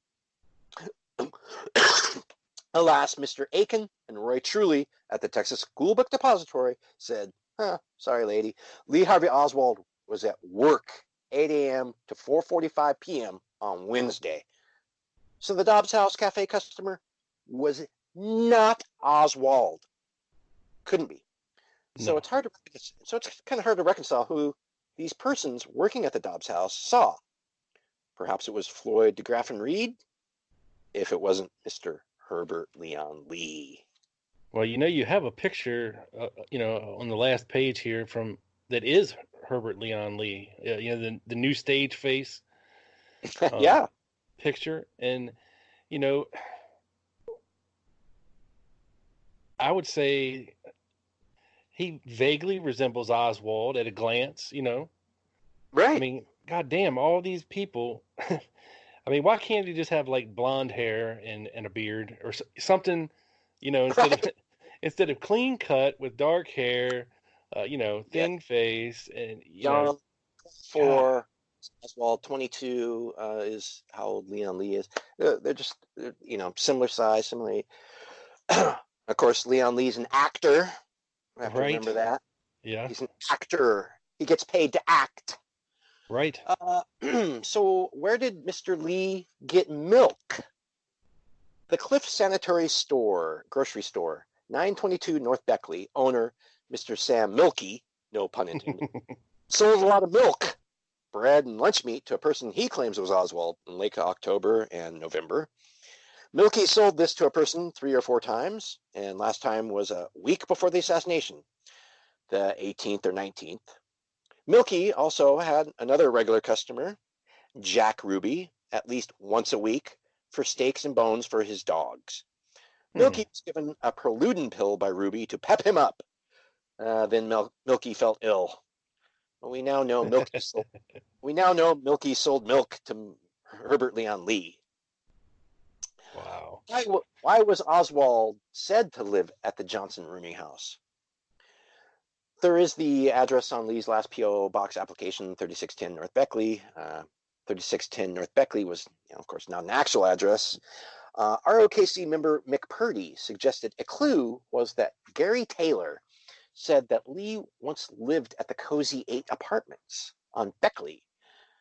Strangely, the address of the Cozy 8 Apartments is 1306 North Beckley. This fits better for a mistake or a misremembrance of 1306 into 3610 than it does 1026. There's no 2. See, so perhaps the Cozy 8 caused a problem with its inspection of its register or rooms. Maybe the room wasn't rented under Oswald's name there either. I would think the cops had a tip or call, and this led them to Beckley earlier than they said. Right? That's definitely a possibility, right? You think somebody maybe called, I seen a guy, maybe that's him. Yeah. And, going to... and if you believe Earlene Roberts, I mean, what the hell were the cops doing there a little after 1 o'clock? Right. And doesn't right? Doesn't the guy across the street there, the gas station guy, doesn't he watch this? Didn't he see it? Maybe he called Mr. Duncan. So there is a person who could have called, and I'll tell you who that is. It's Faye Puckett. Faye Puckett was said to call Gladys from her photography studio on Jefferson across from the Texas Theater. Did Faye Puckett call the cops, or was her call to the Johnsons enough? If she did call Mrs. and Mr. Johnson, then the whole story about not knowing who was arrested is a complete ruse. They would know full well the rumor Mr. Lee was seen being arrested at the Texas Theater because of Faye Puckett Hall. Faye Puckett would have seen it, and she says she called. Any call to police by Puckett would, of course, name Mr. Lee as the rumor, not Oswald. She would only know him as Mr. Lee. So this whole thing is a joke on us if we know exactly what really happened. I think the person at Beckley roomed there with a friend and later stayed alone, possibly in the smaller room, and he worked during the week, played in a band on weekends when he wasn't laying floors, or played it at night, but this guy's supposedly always there at night, so I don't think he played band at night, or somebody's lying, and went home and rested on the weekends with his wife, because Herbert Lee was married. He'd been married since 1960. After reading Herbert Leon Lee's FBI statements, it seems his roommate, James Watson, did flooring jobs that took him away from their Dallas room rentals. If you recall, they had to go and find James Watson doing some job, right? So, they stay together, but then times maybe they can't. And if James Watson couldn't get into the rooming house, he would go rent a room somewhere else, wouldn't he? Yeah, you think. Okay. And perhaps Herbert couldn't follow him to the new rooming house, 1227 Woodlawn, as there wasn't a room available. There wouldn't be 2 rooms available, right? Unless he shacked up with Watson. Okay, so I'll put that in your head and let you roll that around. The authorities went ahead and molded Herbert Lee into Oswald to cover their own ineptitude or inability to find or search other obvious residences and to dispose possibly of Oswald's belongings from another address. I believe Herbert Lee acted the part and stayed away, moving into the other apartment with Watson, staying quiet about his part in the theatrics at Beckley. To prove he was a drinker are newspaper articles showing Herbert Lee was arrested for drunk driving in Lone Star, Texas. Of note, while he was still in police uniform. He was then fired from that police force in 1985. Then there is Herbert Lee, later becoming a police officer in Jefferson, Texas, where he eventually retired. Article thanks to Steve Rowe. Charge leads to firing, and it shows Mr. Herbert Leon Lee as a police officer, drinking and driving in his own car, of course, but still in uniform. Which leads one to believe, here's a guy who for 30 years lays floors and becomes a cop. Yeah, that's weird. Why was Oswald said to live there? And then he gets fired for drink driving and then gets rehired again as a cop. Like he I don't know. Couldn't be stopped, though. It was his gift to be a cop, and they couldn't stop it. Why was Oswald said to live there? To incriminate him for the Tippit murder. Place him near there. Rumor was part of it. Disinformation, mistaken identities, and outright lies the remainder. Part and parcel for a police safe house, right? And Herbert Leon Lee did become a cop. Twice. The rooming house and room O. This is part 5. And this gets into a lot of pictures and stuff, which you can follow on. Warren Commission Exhibit CE 1144 says Beckley has rooms for 18 tenants. I show you Exhibit 17, which is a Park Service diagram. Gladys claimed the house was full 3 weeks before Mr. Lee showed back up and rented the tiny room. I don't know, Rob, who starts counting rooms other than 1 for the first room and then runs through 18.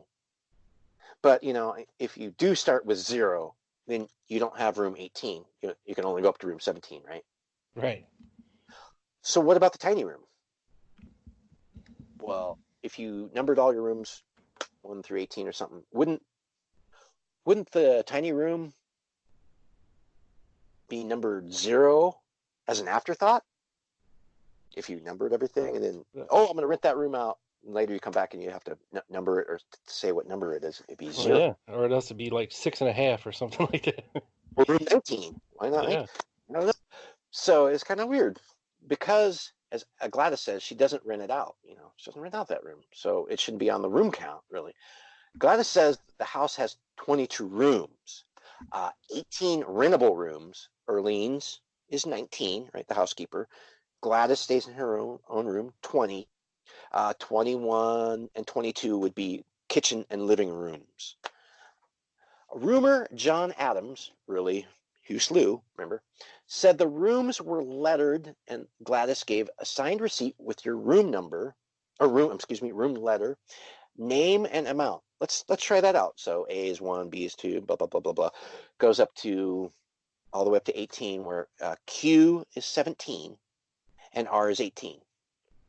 So if they went by letters, there should be A through R, right, for the 18 rooms. Right. And James Watson. The thing is, Q, or 17, by erasing the tail, you can make that an O very easily. Whom said they lived in room 17, a.k.a. room Q? That'd be James Watson, right? He roomed in either 17 or 18, he said. Whom wanted to erase things? Well, Miss Johnson. She was erasing anything she could. And who said they shared a room? Possibly Herbert Lee. That could be a mistranslation, a misreading. It was written bad by the FBI, but it kind of gives the impression that Herbert Lee and Watson at some time shared a room, either at Woodlawn or at Beckley. I don't believe you could share a room at Beckley, but we'll get into that. A.C. Johnson states he has 17 rooms to rent. Well, the FBI and the Park Service survey says 18. I guess AC didn't include the room he occupies, right? Or maybe he didn't include the tiny room. Did he forget? Supposedly AC stays in his own room, doesn't actually sleep with Gladys in her room, if we're to believe the story. AC also says when the police were going to search the 2 newer, younger men's rooms, that these rooms were located in the basement. Well, why didn't AC just say to the police, hey, there's a younger, newer guy renting right here in this very first room, off the living room, right next to the telephone? Well, it boggles the mind. Why they don't go, I really don't know, unless Oswald didn't live there. And I do not believe rooms 17 or 18 are in the basement, but out back in the garage apartments. The Park Service diagram unfortunately does not show the basement. Of note, AC claims in his testimony that the basement and all the bedrooms are accessed from out back and not from inside the main level by stairs or anything. There is a hatch in the master bedroom's closet. That'd be Gladys's room. And in there's a hatch that drops into the basement, but there's no other access. Anybody who stays in the basement or in the back garage apartments don't need to come into the house to go there, is pretty much what I'm saying. Gotcha. Park Service survey says the main floor has 5 rooms. The basement has 5 rooms. Okay, so there's 10 in the house. The garage apartment has 8 rooms. So that's 4 on the top and 4 on the bottom. And the Park Service also says it has room numbers, and the numbers are on or above the doors. Numbers, not letters. Numbers. The rooms are numbered. Wow. Okay. So maybe Hugh Slough or John Adams, his alias, misremembered, or maybe he had a slip with one of those letters that looks like a number. Not many of them do. O does. O can confuse as 0 and O. Just as an aside. And then I show the exhibit with the Park Service diagram and the description.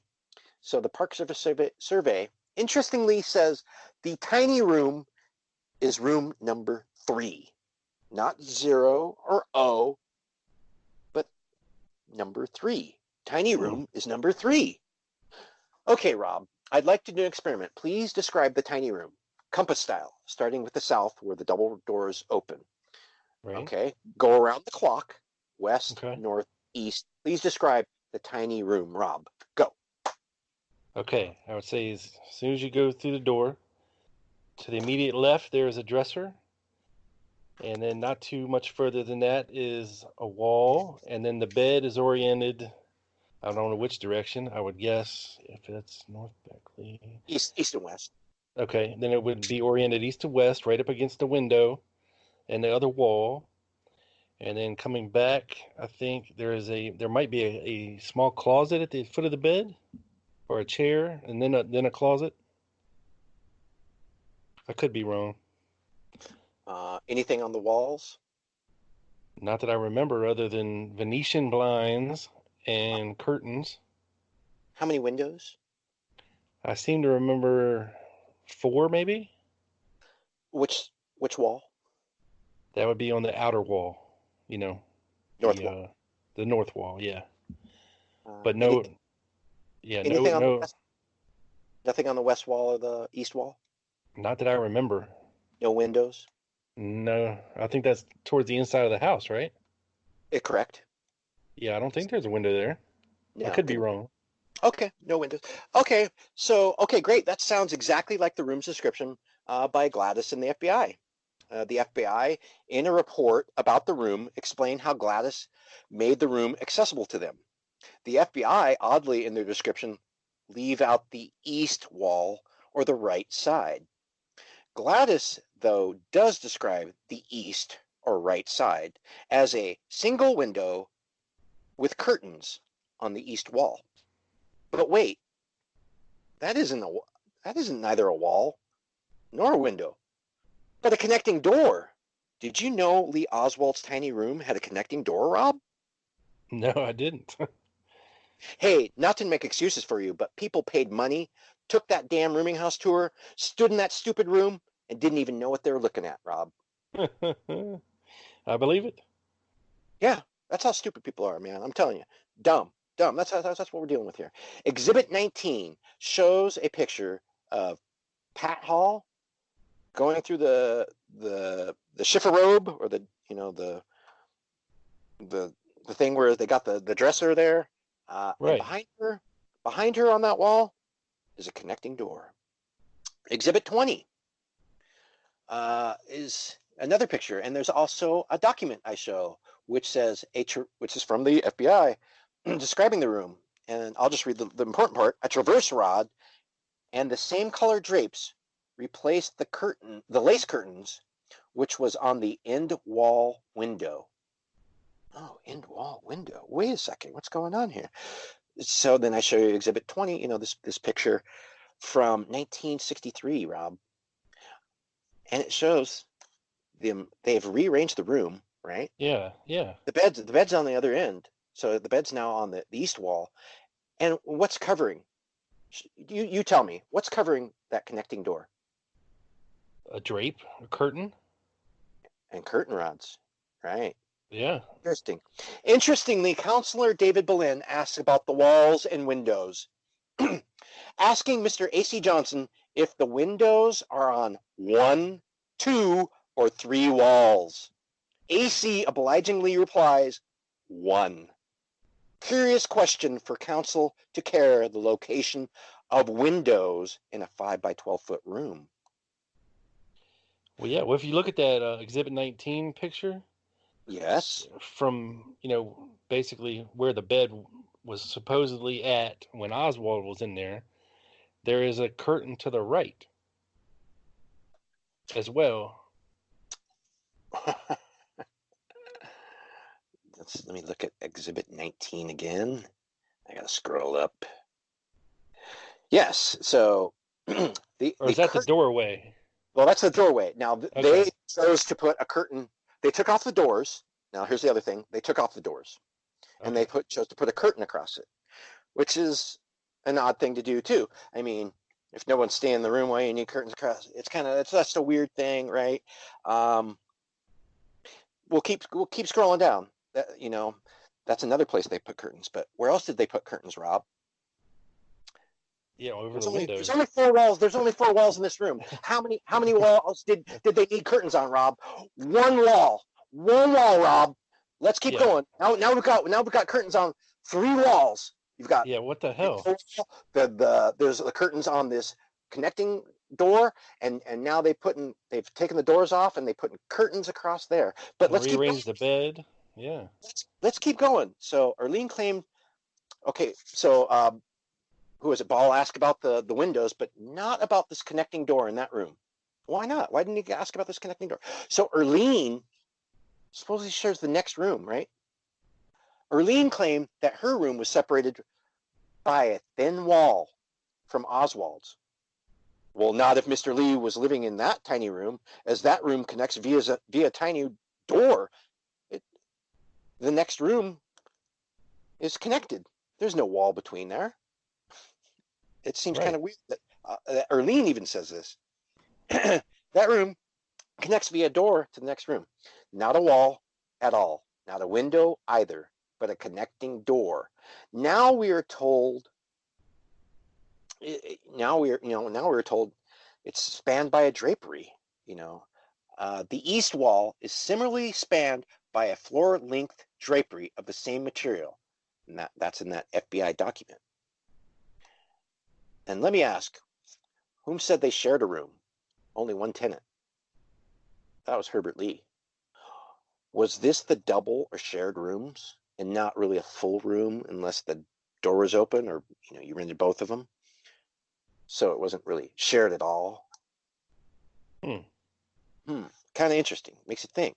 So if Mr. Lee says he's kind of in a way sharing a room, but not really sharing a room, and here we have these rooms with connecting door. This is odd too, because if you see, I've seen a black and white photo where they're talking to Mr. A.C. Johnson, I think, in the room. Exactly. Yes. And the damn curtain rods are all torn off the windows and bent up, and the Venetian blinds look like shit, like they've been torn through. And this color photo, allegedly taken on a day or more after November 22nd, right, looks like a pristine rendition of this room. I mean, it looks totally different. Yes. Right. And there's another picture, though. Those rooms, like you say, these pictures of the room soon after the assassination, these are of a rearranged room. And on the east wall, covering the connecting door, I couldn't believe my eyes when I saw it, were curtain rods. Yeah. So, and it intrigued me. I wanted to know what the room looked like on that day. I had to know, because I'm seeing these, soon after rearranged pictures with this curtain rod over the door. And I'm like, whoa. So I had to find everything, Rob. I spent days since, I talked to you on Facebook. I spent all those days looking for this stuff, looking at these pictures, looking at this stuff. So it also looks like the connecting doors knob was, removed. It looks like that was done so you couldn't get in between the doors at some time, at least in the Pat Hall pictures. And here's a question I'm going to throw in the middle here before I get to the beef of the other curtains. Question is, Rob, did the double doors lock? How did Renner keep his belongings safe?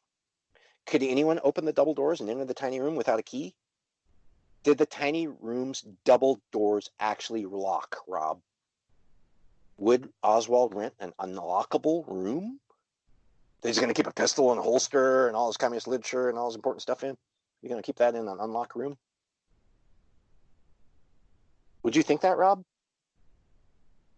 I wouldn't think so. I mean, you got, like you said, you got supposedly has a gun in there and all this communist stuff, and nosy ass Earlene Roberts probably dipping, cleaning his room, and I would think he would be able to lock it. I mean, you would think the type of people that rented rooms in these places were probably not the most reputable. Uh-huh. So I wouldn't trust it. So, Rob, let me ask, where is Oswald's key? If he locked it, he would have a key on him. You're exactly right. Oswald was arrested with a post office box key. Let that sink in. No other key. Yeah, that's a good point. Exhibit 23, Rob. I found a picture showing 1026 North Beckley, tiny rooms, double doors, on 1122, and I spotted the keyhole. I pointed out. There it is. There it is. Where's his key, Rob? Where's the key? Shout it. Where's his key? Yeah. If he lived there, he doesn't have a key. He doesn't have a key to that room. He doesn't have a key to any room. Where did he live, Rob? It wasn't at Beckley. Yeah, I don't know.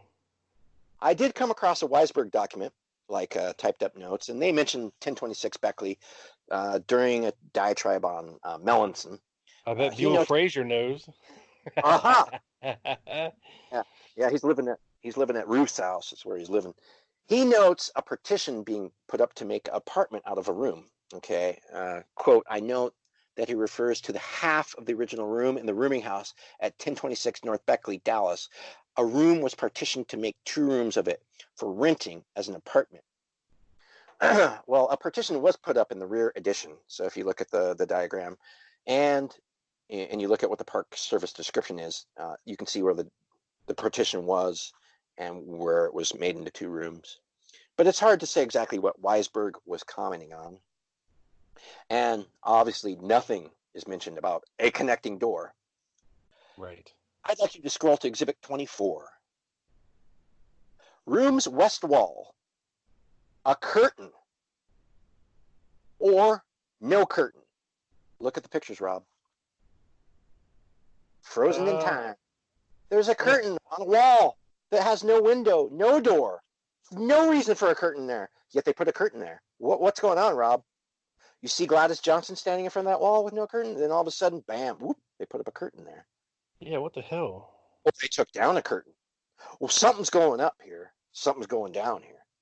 What kind of parlor game, I ask, is going on with curtain rods, curtains, walls, windows, and connecting doors in a 5 by 12 foot space, no less?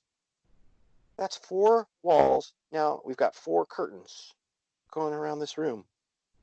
Every wall's had a curtain or curtain rod or something on it. That looks like, you know what that looks like to me? Huh. That looks like the connecting room, only laid out opposite than the Oswald room. You see what I'm saying? That's why I thought the picture's backwards. Well, no, I'm saying if you went through the connecting door, this could be the other room behind it. Oh, that's true. That's true. That it could look exactly like this. Because then the windows would still be to the right. Holy smokes! Right. That would look exactly like it, except for, like I say, the doorway on the south wall, which you can see, which is covered up by a curtain. But in Oswald's room, to the right, the south wall, the double doors, you can see in the very left-hand corner where that door is, where Mrs. Johnson is standing in the other picture. Yeah, because the beds don't even look the same. I mean, the headboard has something else on it, like a reading lamp or something. Yeah, it does. I think it used to have something like that, something on it. It was really weird, but yeah, that's something's going on there. Something's going on, Rob. I don't know what kind of parlor game it is, but now we've got supposedly curtains on 4 walls. This is CBS going into that room, showing it frozen in time, and there's a curtain on a wall. Yeah, that's unbelievable. It's weird, man. That is weird. I found this stuff and I just didn't know what to do with myself. That's why I didn't send it to you, Rob. I wanted you to see it on air or, right here Yeah, on the this is program. my reaction, real time reaction, folks. Yeah. I mean, this is crazy. I sent this this essay to you with all this edited out so that I could just present it to you live on the air and let you just go, what's going on? Yeah, Eh, there's some fuckery going on here. Yeah. Then I go into Exhibit 25, which shows the garage apartment. That's the photos of the garage apartment. And then it shows the door off the house to the basement that goes down to the basement. Shows the windows. So God, that's what a shithole. yeah, it's a daylight basement. So, these rooms had, of course, windows. If you lived in the basement, maybe one of those rooms needed a curtain. I don't know. It doesn't seem like the little room needed any more curtains in it, did it, Rob? No, I think it had plenty. It had plenty. Okay, but as to the back alley, I don't know of any kitchens or drain boards to carve one's initials into in these 8 back alley garage rooms. So, and this is, of course, I'm talking to Tosh Plumley. Of course, after watching some videos on this, there's videos with Judith Very Baker, and she goes to the rooming house. And Rob, she sits there and talks with Pat Hall, and they go over this Jesus. about Tosh Hall and the Cubans and oh my gosh and all this stuff. And Pat Hall goes, well, I even took video for Brian, Alec Heidel, he goes by. I took videos for Brian. I showed Brian that there's nothing in these rooms. There's no kitchens, and usually a drain board is attached to a kitchen. There's no kitchens and stuff. All there'd be a little tiny shelf above the sink where you maybe set your soaps and stuff, and there's no carvings on those or anything. And so I think it's Judith or somebody goes, oh well, Tosh gets confused, and he since said that he gets these 2 addresses confused. So anything you hear about Cubans and the back alley and drain boards and carving his initials is wrong.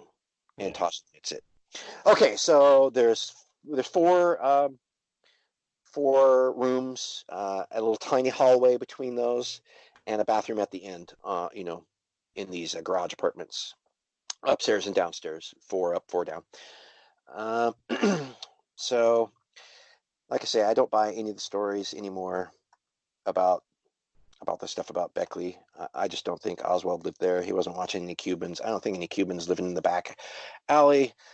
They would be scraping the bottom of the barrel if they had to live in a $8 room, or they all had to meet in an $8 room in the back alley of Beckley. I mean, scraping. Let's see. Although I find Pat Hall to be sketchy about her house's layout and the apartment's records, she claimed her basement and rear garage apartment are too messy for a tour of these areas or to be filmed, and preserving historical significance of them. Well, Christ, they've had 40 years to clean them up. I mean, what's going on there? I called her and I asked her about it, and oh no, I can't go down there. Rob, she has a renter living in the basement. He's also a handyman. So, nobody can go in the basement. Well, there's a guy living down there. Why not? As far as the back alley apartments, in the Judith Very Baker rooming house videos, there's like 9 of them. If you want to sit and watch them all, I did. So I'll save you the. Well, God bless you. Thank me so much. Pat Hall says, because Judith asked her about this. She goes, well, why can't we go back there right now? Or why can't we go in the basement right now? She goes, oh, no. Pat Hall goes, oh, no. If somebody hurt themselves or fell down. This is a lady running rooming house tours with people coming in, going out of her house 24/7, could slip on the front steps at any time. It's snowy in Dallas sometimes. Yet she, oh, no, you couldn't go into these, the basement or the back alley apartments. And so you think she'd have liability insurance? I mean, come on. It covers her tours. It's going to cover you on the part on this property. She's so full of it, and come on, Pat. We know you're just telling stories. So Pat, let us come look. If you really agree that Oswald lived there, let me come film it. I'll be there tomorrow. I'll get on a plane. I will come there tomorrow. Do not doubt me. I'll come there tomorrow, Pat. Okay, there I've called out Pat.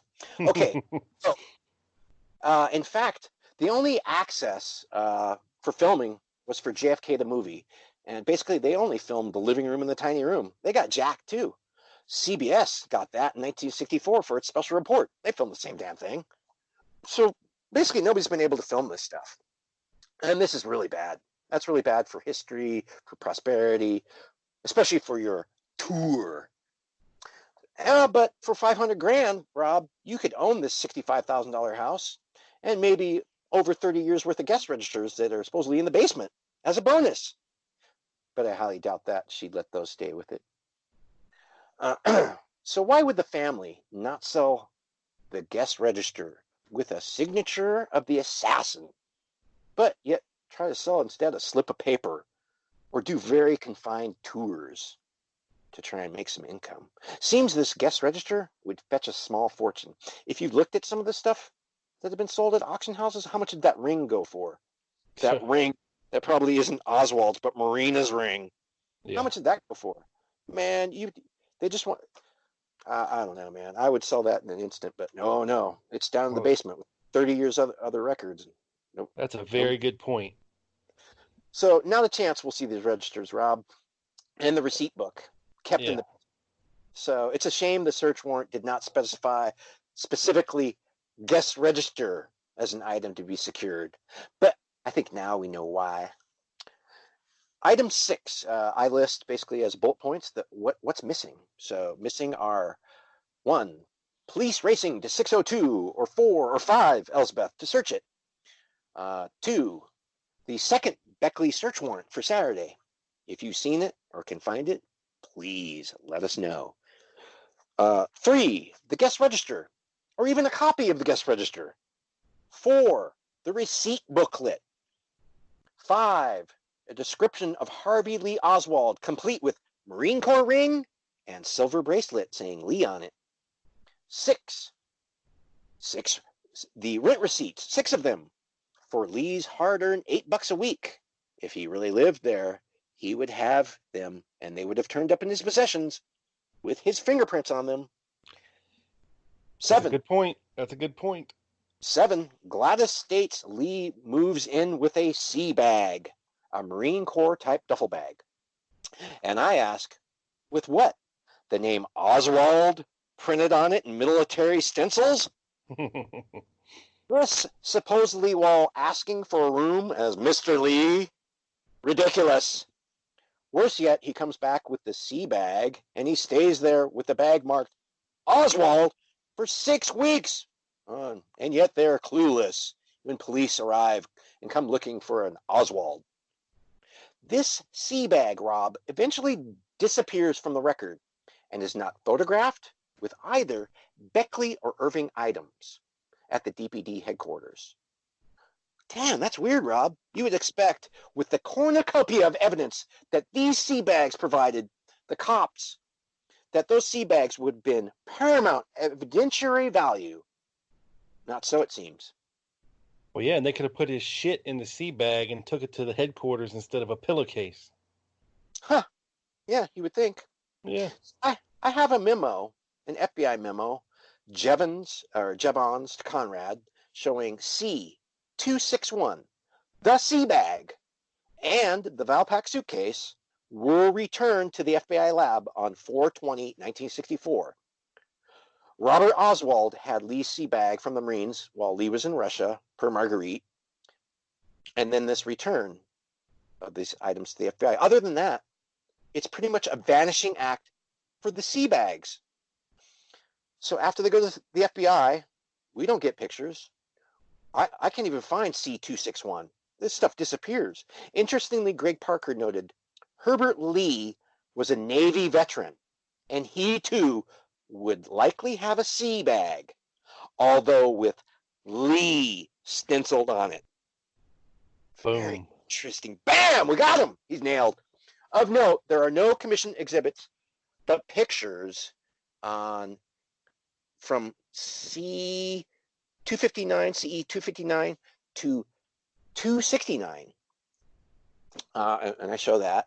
And these are cited as photos of Lee Oswald. All the sea bag stuff and all those sea items, poof, gone. So They they're not in the 26 volumes at all? no, they exchange them later for pictures. They do a swap out act, Rob. I swear to God, this is a Oh, swap out where they get rid of all that stuff, boom, and they put in some pictures of Lee Oswald. Of course, of him in the Marines, not with a sea bag, of course, that I could find. I have not. There are no pictures of this sea bag. There's nothing. It's just it disappears. Mr. Rankin. Now, Miss Oswald, I hand you exhibits 259 through 269, both inclusive, and I ask you to take them, starting with exhibit 259 and referring to the exhibit in each case. Tell the commission what the picture is about. Miss Oswald. 259 is of the three children, John, Edward, Robert, and Lee. And the three are smiling. In fact, it's a picture, it's a magazine because of the three good poses. It's hard to get these three pictures alike. About how old are the children in that picture? I know Lee was approximately going on 6 years. Anyways, it runs down through these pictures, with Rankin questioning Miss Oswald about the Bronx Zoo picture and Atsugi, Japan picture in 58 with him, holding his arms up, showing his strength. Shows him in his Marine uniform in Corregidor in 57. I don't, there's just nothing turns up with the sea bag. Were these exhibits introduced when the number C261 was not yet used for the returned sea bag from Robert? That's the only explanation I can give, Rob. Also missing, number 8, fingerprints on the holster or on the 2 metal snaps. Fitment of the gun or pistol to the holster, hair, fiber, and or residues from the holster. 9, a key to the tiny room. Where's his key? Keep asking that very loudly, Rob. 10, pictures of the evidence in the tiny room. There's no pictures showing this stuff. Like I said, automobile accidents were better documented that day. yeah. 7 is the timeline, and the timeline, it's important because I put some stuff in there that I don't in just talking through the essay here, and it shows like the police calls for 1026 North Beckley in 63, February 14th that'd be Valentine's Day, right? 2 p.m. drunk complaint. 2 p.m. Man, you're drunk on 2 p.m. on Valentine's Day at the Beckley house. Huh. Interesting. And that's another thing, because Miss Johnson, when you moved in there, supposedly the idea was she looked through your crap. She looked through your stuff. She looked through all your belongings. She didn't tell you that. Supposedly in the View the Very Baker rooming house videos with Pat Hall says, oh, she did it right in front of you. Look through your stuff. I don't think so. I think she waited for you to move in, went in your room, let you get comfortable, and then search your stuff. And she was looking for bottles of alcohol. Probably And so. stuff like that. That's basically what she was looking for. She didn't allow drinking because that's what she told, that's what she said in her testimony. That was her main thing. She didn't allow drinking at the place. July 28th, 1:30 a.m., disturbing the peace call, 1026 North Beckley.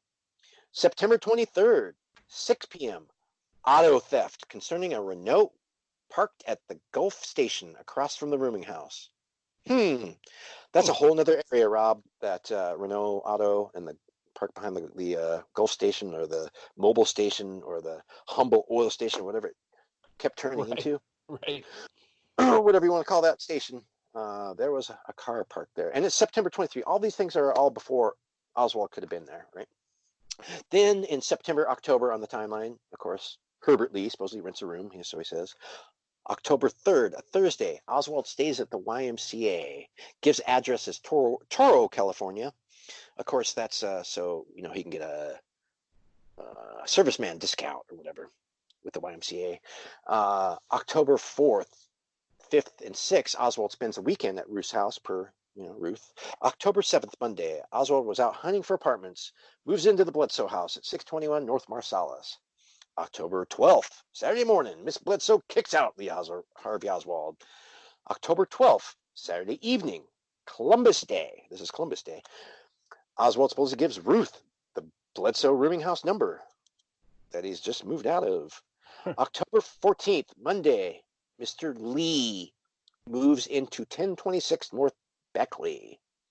Late October, James Watson moves into room 17 or 18. October 18th, a Friday, Oswald goes to Irving for the weekend. October 20th, Sunday, Marina has a baby, Rachel. Oswald stays at Ruth's. October 21st, Monday, Oswald goes to work and returns to Irving.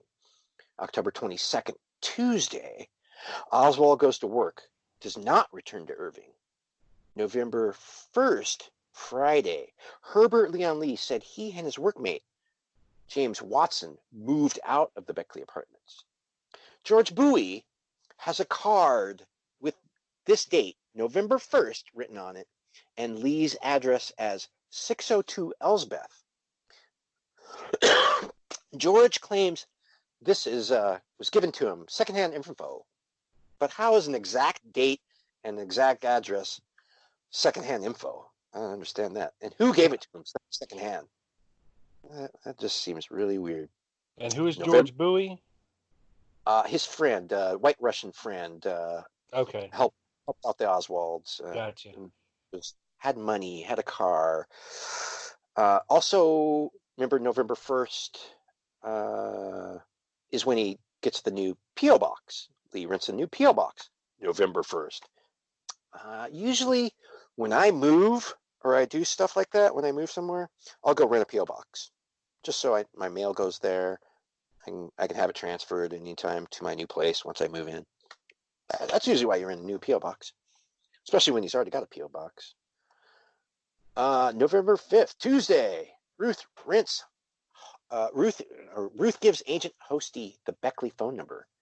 November 13th, Wednesday, noted by Gladys as last day she saw Mr. Lee, and supposedly writes this on the slip of paper. November 15th, Friday, Oswald and Ruth are out checking out family-size apartments. Ruth calls about rentals of washing machines. Noted by Gladys as last day Miss Roberts sees Mr. Lee. Noted by Gladys as Mr. Lee staying in the weekend till Monday, then goes to work on Monday. That's all very strange. Sunday, November 17th, Ruth says Marina gets lonely, has Ruth call Beckley, per Ruth, and asks for Lee Oswald, but no one by that name lives there, supposedly. November 18th, Monday, Mr. Lee pays $8 for room 0. So supposedly he was paying his rent. Mr. Milky on that date sells this person milk. And November 20th, Wednesday, we're getting close to the assassination. On this Wednesday, Gladys says this was the last time she saw Mr. Lee. Lonnie Hudkins, a reporter, says Oswald attended a party on Harlandale.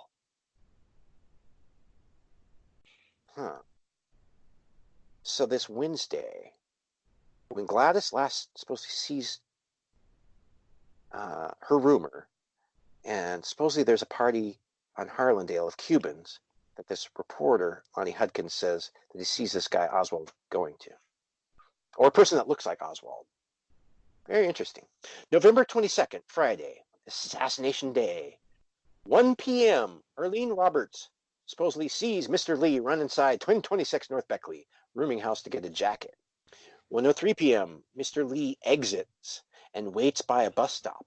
1:33 p.m., JFK announced dead. The Johnsons wait 5 minutes to leave their cafe and then supposedly take 5 minutes to get home. Now, that's pretty quick for 11:22. I'd say maybe more like 10 minutes, maybe 15 minutes to get home. How long did it take Whaley? 14 minutes to get to Beckley? Yeah, something like that. And he didn't even go to the rooming house. He went past it. Past it, right, exactly. 1:43 p.m. Johnsons are supposedly at home, and about 30 minutes later from their timing, before police arrive. 1:50 p.m., Lee Oswald is arrested at the Texas Theater. Faye Puckett, Pat Hall's mother, sees this from her photography studio on Jefferson Boulevard across from the Texas Theater and calls the Johnsons and tells them she saw Mr. Lee, the roomer, being arrested. 2:10 p.m., Supposedly, this is the first picture broadcast of Lee Oswald on TV. The only source I have for this, Rob, is Gilbride in his book. Gotcha. I'm not too sure about that. Okay, 2:13. If we take the Johnson's timing and move it forward, at 2:13, police arrived and searched the guest register for Lee Harvey Oswald. The police arrived according to Miss Johnson, but can't locate Lee Harvey Oswald in the guest register. Going back a year. So they ask Mr. Johnson, Erling Roberts, and Mrs. Johnson about such a man and give them the description. Mrs. Roberts and Mrs. Johnson, depending on who's telling it, is taking the police outside and down to the basement or to the garage rooms where the two young, newer renters are roomed, not the tiny room. On Gladys's order, Miss Roberts gets keys and is unlocking these doors, supposedly, for the cops. And at this time, Lee Oswald is shown on TV. Miss Johnson and or Erlene alert the policeman and say, "Hey, we know that man is a roomer, Mr. Lee." And only then do they go to the tiny room. That's weird. 3 p.m. Detectives Lieutenant Cunningham, Turner, Potts, and Sinkle arrive at Beckley, according to Sinkle, and search the room according to DPT Searches and Seizures report. 3:10 p.m. This I confirmed. Oswald is shown in the basement of the Dallas Police Department on television, WFAA, and it shows Lieutenant Graves on his side, and they're bringing him in through the basement. That picture, Rob, was taken at 2 p.m. when he was first brought in to the basement. So 3 p.m., you mean? No, 2 p.m. The picture's taken at 2 p.m. It takes an hour for them to go develop the film. Oh, okay, I got you. Get it on the air, and get it, out over the airways. It doesn't happen instantly like now. It took an hour back then, and I've checked this too, because all the Dealey Plaza pictures and stuff that show up on the television are about an hour later. Stuff that photographers have taken. Right. So it takes that time. So this 2 p.m. thing that Oswald showed on TV, well, it's definitely, it can't be any picture, I don't believe, from an arrest or the Texas Theater or the Dallas Police Department. It could be, a stock photo if somehow they'd gotten his name or something. 3:55 p.m. Search warrant filed by Johnston. This is typed on the warrant. 3:55 p.m. is typed on the warrant. 4 p.m. Detective Moore, Justice Johnston, and Deputy District Attorney Bill Alexander arrive at Beckley with search warrant per the after-action report. Herbert Leon Lee calls his girlfriend from a couple blocks away from the Texas School Book Depository about this time. 10 p.m. Clements interviews Oswald about addresses. That's FBI, where they get all those addresses and all this stuff. Right. That's at 10 p.m. Yeah, interesting. So November 23rd, 11:30 a.m., a search warrant for Beckley is issued. We do not know what they were looking for or where in the rooming house they were looking. Nothing is taken from Beckley per the statements of the officers. Sometime the same day, items claimed to be at Beckley of Oswald's are photographed on the floor of the Dallas Police Department. Exhibit 26. I show the items from Beckley on the police department's floor with a piece of paper showing search warrant 11:23, not 11:22, Rob, not Friday, Saturday. They didn't take this picture of his stuff till Saturday. Right. They had a whole day to fumble and mess and mix and just say, oh, what should be at Beckley? Oh, this stuff. We'll just take it all out of his sea bag, put some stuff over here and some stuff over here, take a picture over here. Oh, that's Beckley. Take a picture over here. That's Irving. That's all they did. That's basically what happened. Very, very interesting. Search warrant, 11:23. No picture from 11:22, Rob. Supposedly these cops went back and spent all afternoon putting their initials on this stuff, getting it inventoried. And then they take a single picture? Was all the cameras in use? It just Yeah, seems weird. makes no sense whatsoever. So what happened on 11/22 with some of this evidence, Rob? Well, it got on an airplane and it went to the FBI. Right. A lot of it got covered in silver nitrate or whatever, and silver fingerprint fluid, and they didn't come back and desilver it because it got sent back. That's on a plane and thrown on the floor here in the Dallas Police Department, photographed. And we know all this stuff went there, especially the stuff supposedly in his wallet, because it's been destroyed by the silvering because they didn't have a chance to desilver it at the FBI in Washington.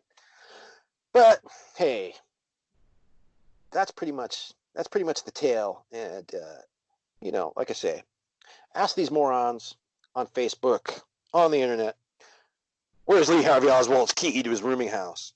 How'd he lock his door? Where's his rent receipts? Right, because you just said, like, Earlene Roberts, when the police came to search everything, she got the keys to the 2 newer tenants' rooms to unlock it. Right. So obviously, they had the ability to lock their own doors. You would think so.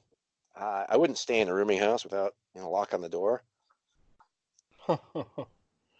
Wow. Yeah. Seems pretty interesting, huh? Yeah, and I don't see a lot of phone calls to cops about theft from the rooming house. So, we'd imagine all these roomers kept their stuff locked up, and so no one thusly called the cops, say, hey, my room's been broken into and my bottle of whiskey's been taken, or something like that. That never happens. Right. I mean, these things are all just normal stuff. Just me thinking up that key thing was just me just going through things like, hey, what would I get if I rented a room? Let's see, if I was at the YMCA, I get charged $1 for a key rental fee, right? Right. Charged $1. If you lose the key, man, they keep your dollar. Right. What happens here? Nothing. It's blank. Nothing.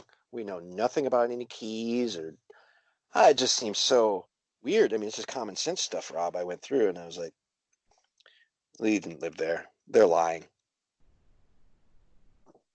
Yeah. And then there's part 2. Of course, there's part 2.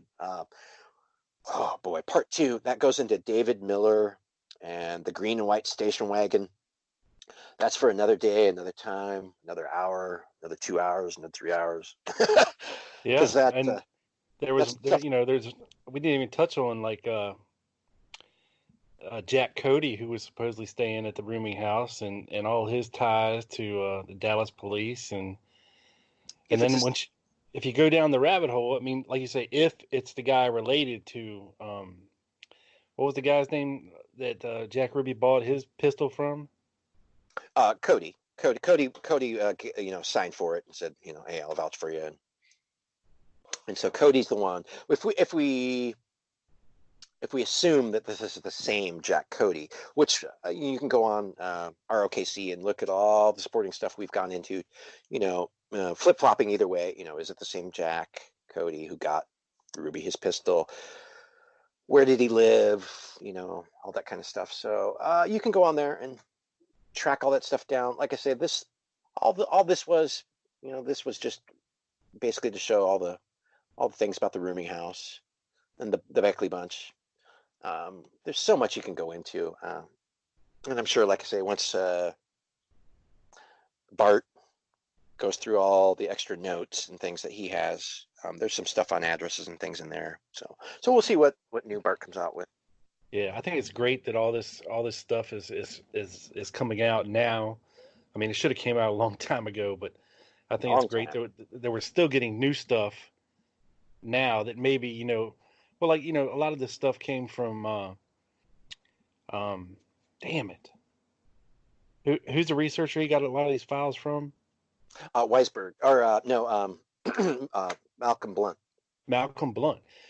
Like Malcolm Blunt collected documents when he went to the archives. He just collected them and collected them and collected them, and he really didn't know what he had, or really didn't even have time to go through them. Because he just copied everything by the box. I don't care what's in the box. I want it, the whole thing. Copy it, give it to me, which is smart. Right. Yeah.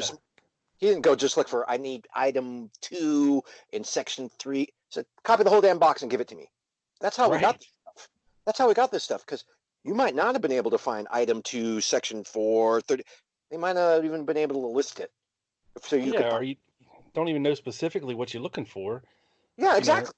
just let me root around through a damn box and see what you got. You know, Which is almost what they don't want you to do there at NARA. right?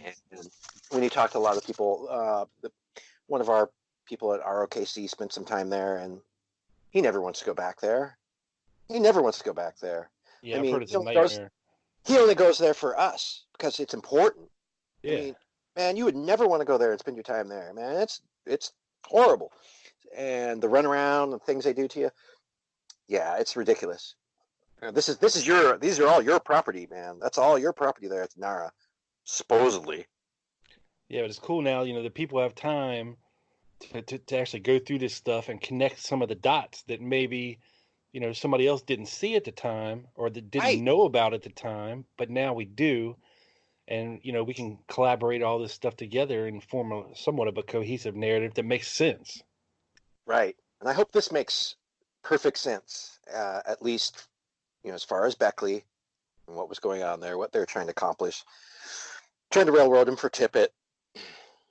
Yeah, You know, and folks, if you've because like I've been saying on the show forever, if you believe the Warren Commission timeline of events and the official Tippett killing narrative, there's no way in hell, I don't know, that Oswald could have made it, there and done what he was supposed to do, and there's people I saying it was at the Texas Theater before all this happened, and it's just the whole narrative is a mess. It makes no sense whatsoever.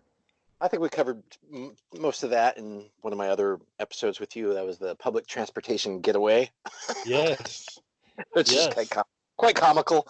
Most of the stuff is pretty comical. Like I say, if yeah. you just go at it with common sense.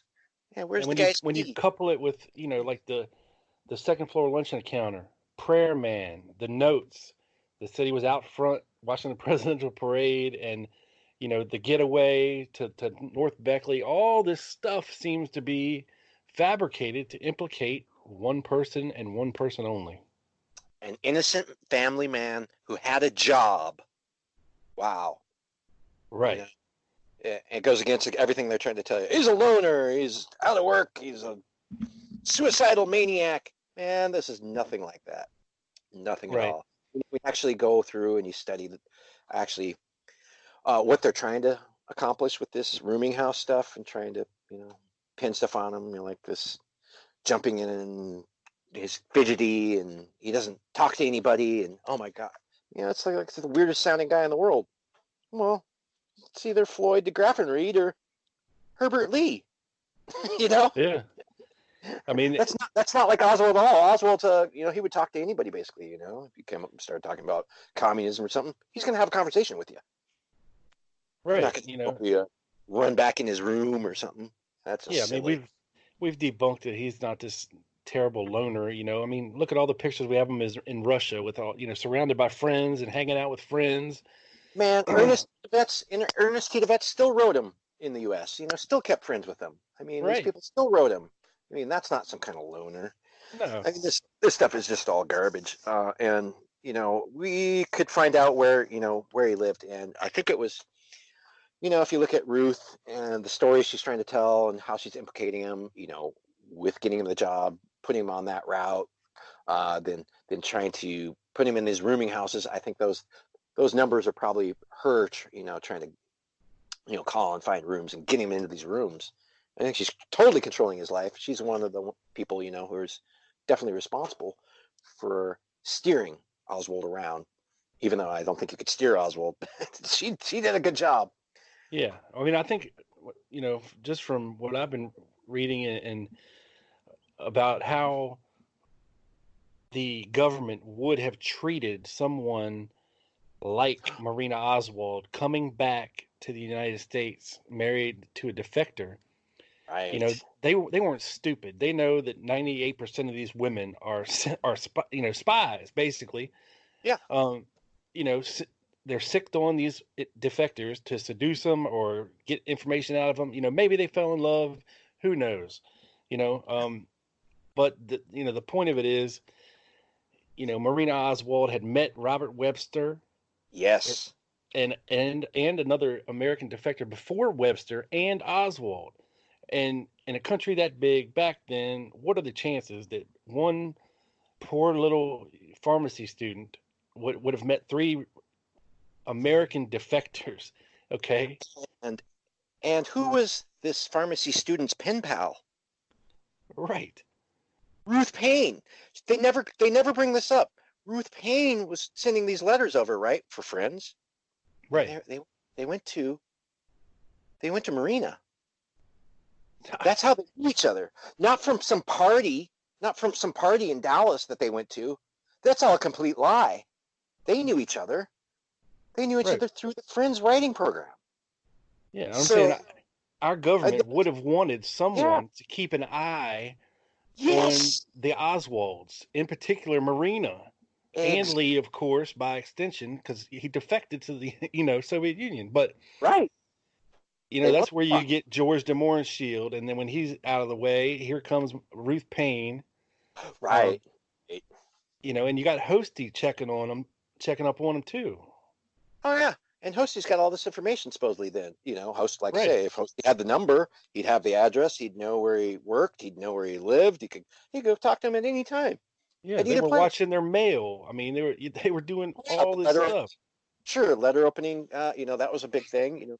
All the letters that Lee sent to all these places, he knew they're opening and watching them. I mean, come on, let's not be stupid here. Right. To Gus Hall, he's sending all this stuff to, Gus Hall and the other guy there. And who's their lawyer? Apt. John Apt's Apt. their lawyer. Apt's their lawyer, and they talk and they meet with him all the time and share all this information all the time, all this kind of stuff. I mean, Apt's not stupid. He knows what the Communist Party's doing. He knows what the guys over at the Worker, because they're all the same. It's all the same. And by Oswald sending all these letters to Gus Hall and the Friends for whatever, it's just so weird. It's impossible for Apt not to know about Oswald, it seems. Well, yeah. I mean, it's just crazy, man. I mean, he was unfortunately for him, he was the perfect guy to pin this stuff on. Mm-hmm. And it started when they were in New Orleans. And yes. whoever it actually did this, whether it be the CIA, the mafia, whoever, or a so-called collaborative organization of a little bit of all of them. Right. Oswald was in the perfect place at the perfect time to be taken advantage of and steered in certain directions. Yes. And this is what we see happening on November 22nd. Yeah. With Ekdahl as his new father, with Fred Korth helping to guide them. Yeah, all this stuff. Yeah. Oh, yeah. Oh, yeah. It all lines up. And it doesn't fit their story. It fits you and my story, which is right. This is all a front. They're just. I love it. I love shredding official stories with actual facts and documentation. I love it. Okay, and so on this, there's a link, and of course on my link, there's all the images and documents. So I back up everything I say. I back it up, Rob. I back all this stuff up. This isn't just it could be this or that. No, it's backed up twice. Just like any good news reporter or anything, he'd have 6 ways a Sunday to prove his facts. I've got it here. It's all in the FBI reports, the statements. They're all imaged or reproduced here through the link on the OneDrive. You can go to that. You can look at all the pictures, all the reports, all the FBI. Everything's there, man. Everything's there. It all supports my claim that Lee Harvey Oswald did not live at 1026 North Beckley, at least not on 11/22, 1963. And boom, the person did, and his name was Herbert Leon Lee, a Leon who might have been going around with other people to different Cuban places. We don't know exactly what all Leon Lee was into. Definitely played in a band. Definitely did flooring. And he definitely became a cop later in life. Yep. So it's all very interesting. Yeah, it all comes together, Rob. It all makes sense, but only if you go with our timeline, our events, the way it makes sense. If you go to this Warren Commission stuff, no wonder people are stupid. They're reading that stuff and thinking it's true. Yeah, well, no wonder. No, we haven't been able to figure this shit out for 50 some years. I mean, because we were deluded from the beginning with all these stories. Oh, absolutely. And we're just now tearing them apart piece by piece. Right. And you guys over at ROKC are on the top echelon of doing it. And I commend you, Bart, Greg, all you guys over there, for doing the research you do. And I encourage everybody out there to check out the ROKC forum. There's plenty of great threads over there on different aspects of all this stuff that you can follow along. And I will also post the link for Ed's paper on my website, so you can go through and follow through and check it, see the photos for yourself, see the documents for yourself. Please do. Yep. And of course, if you got anything to say, reach out to Ed or me, and we'll do our best to answer it and get back to you. That's right. Yeah, that's what we like to do. This is all free. Yeah, it's all free. I do this because I like to do it. I do it because I'm good at it. You are good at it, Ed. God damn. Look what we proved tonight. We proved our point, didn't we? I think did. Multiple ways we've proved our point. That this story about Beckley is nothing more than a story. And it's a story about a guy named Oswald. Cue the jingle. You want me to sing the other one? There's actually another one that Greg Parker and me came up with. Let's see. It's lyrics by Greg Parker and Ed LeDoux, and it's just kind of funny. And here's the story of Oswald, an ex-Marine, and how he came to occupy a Beckley room. Living apart from his wife, Marina, his life was full of gloom.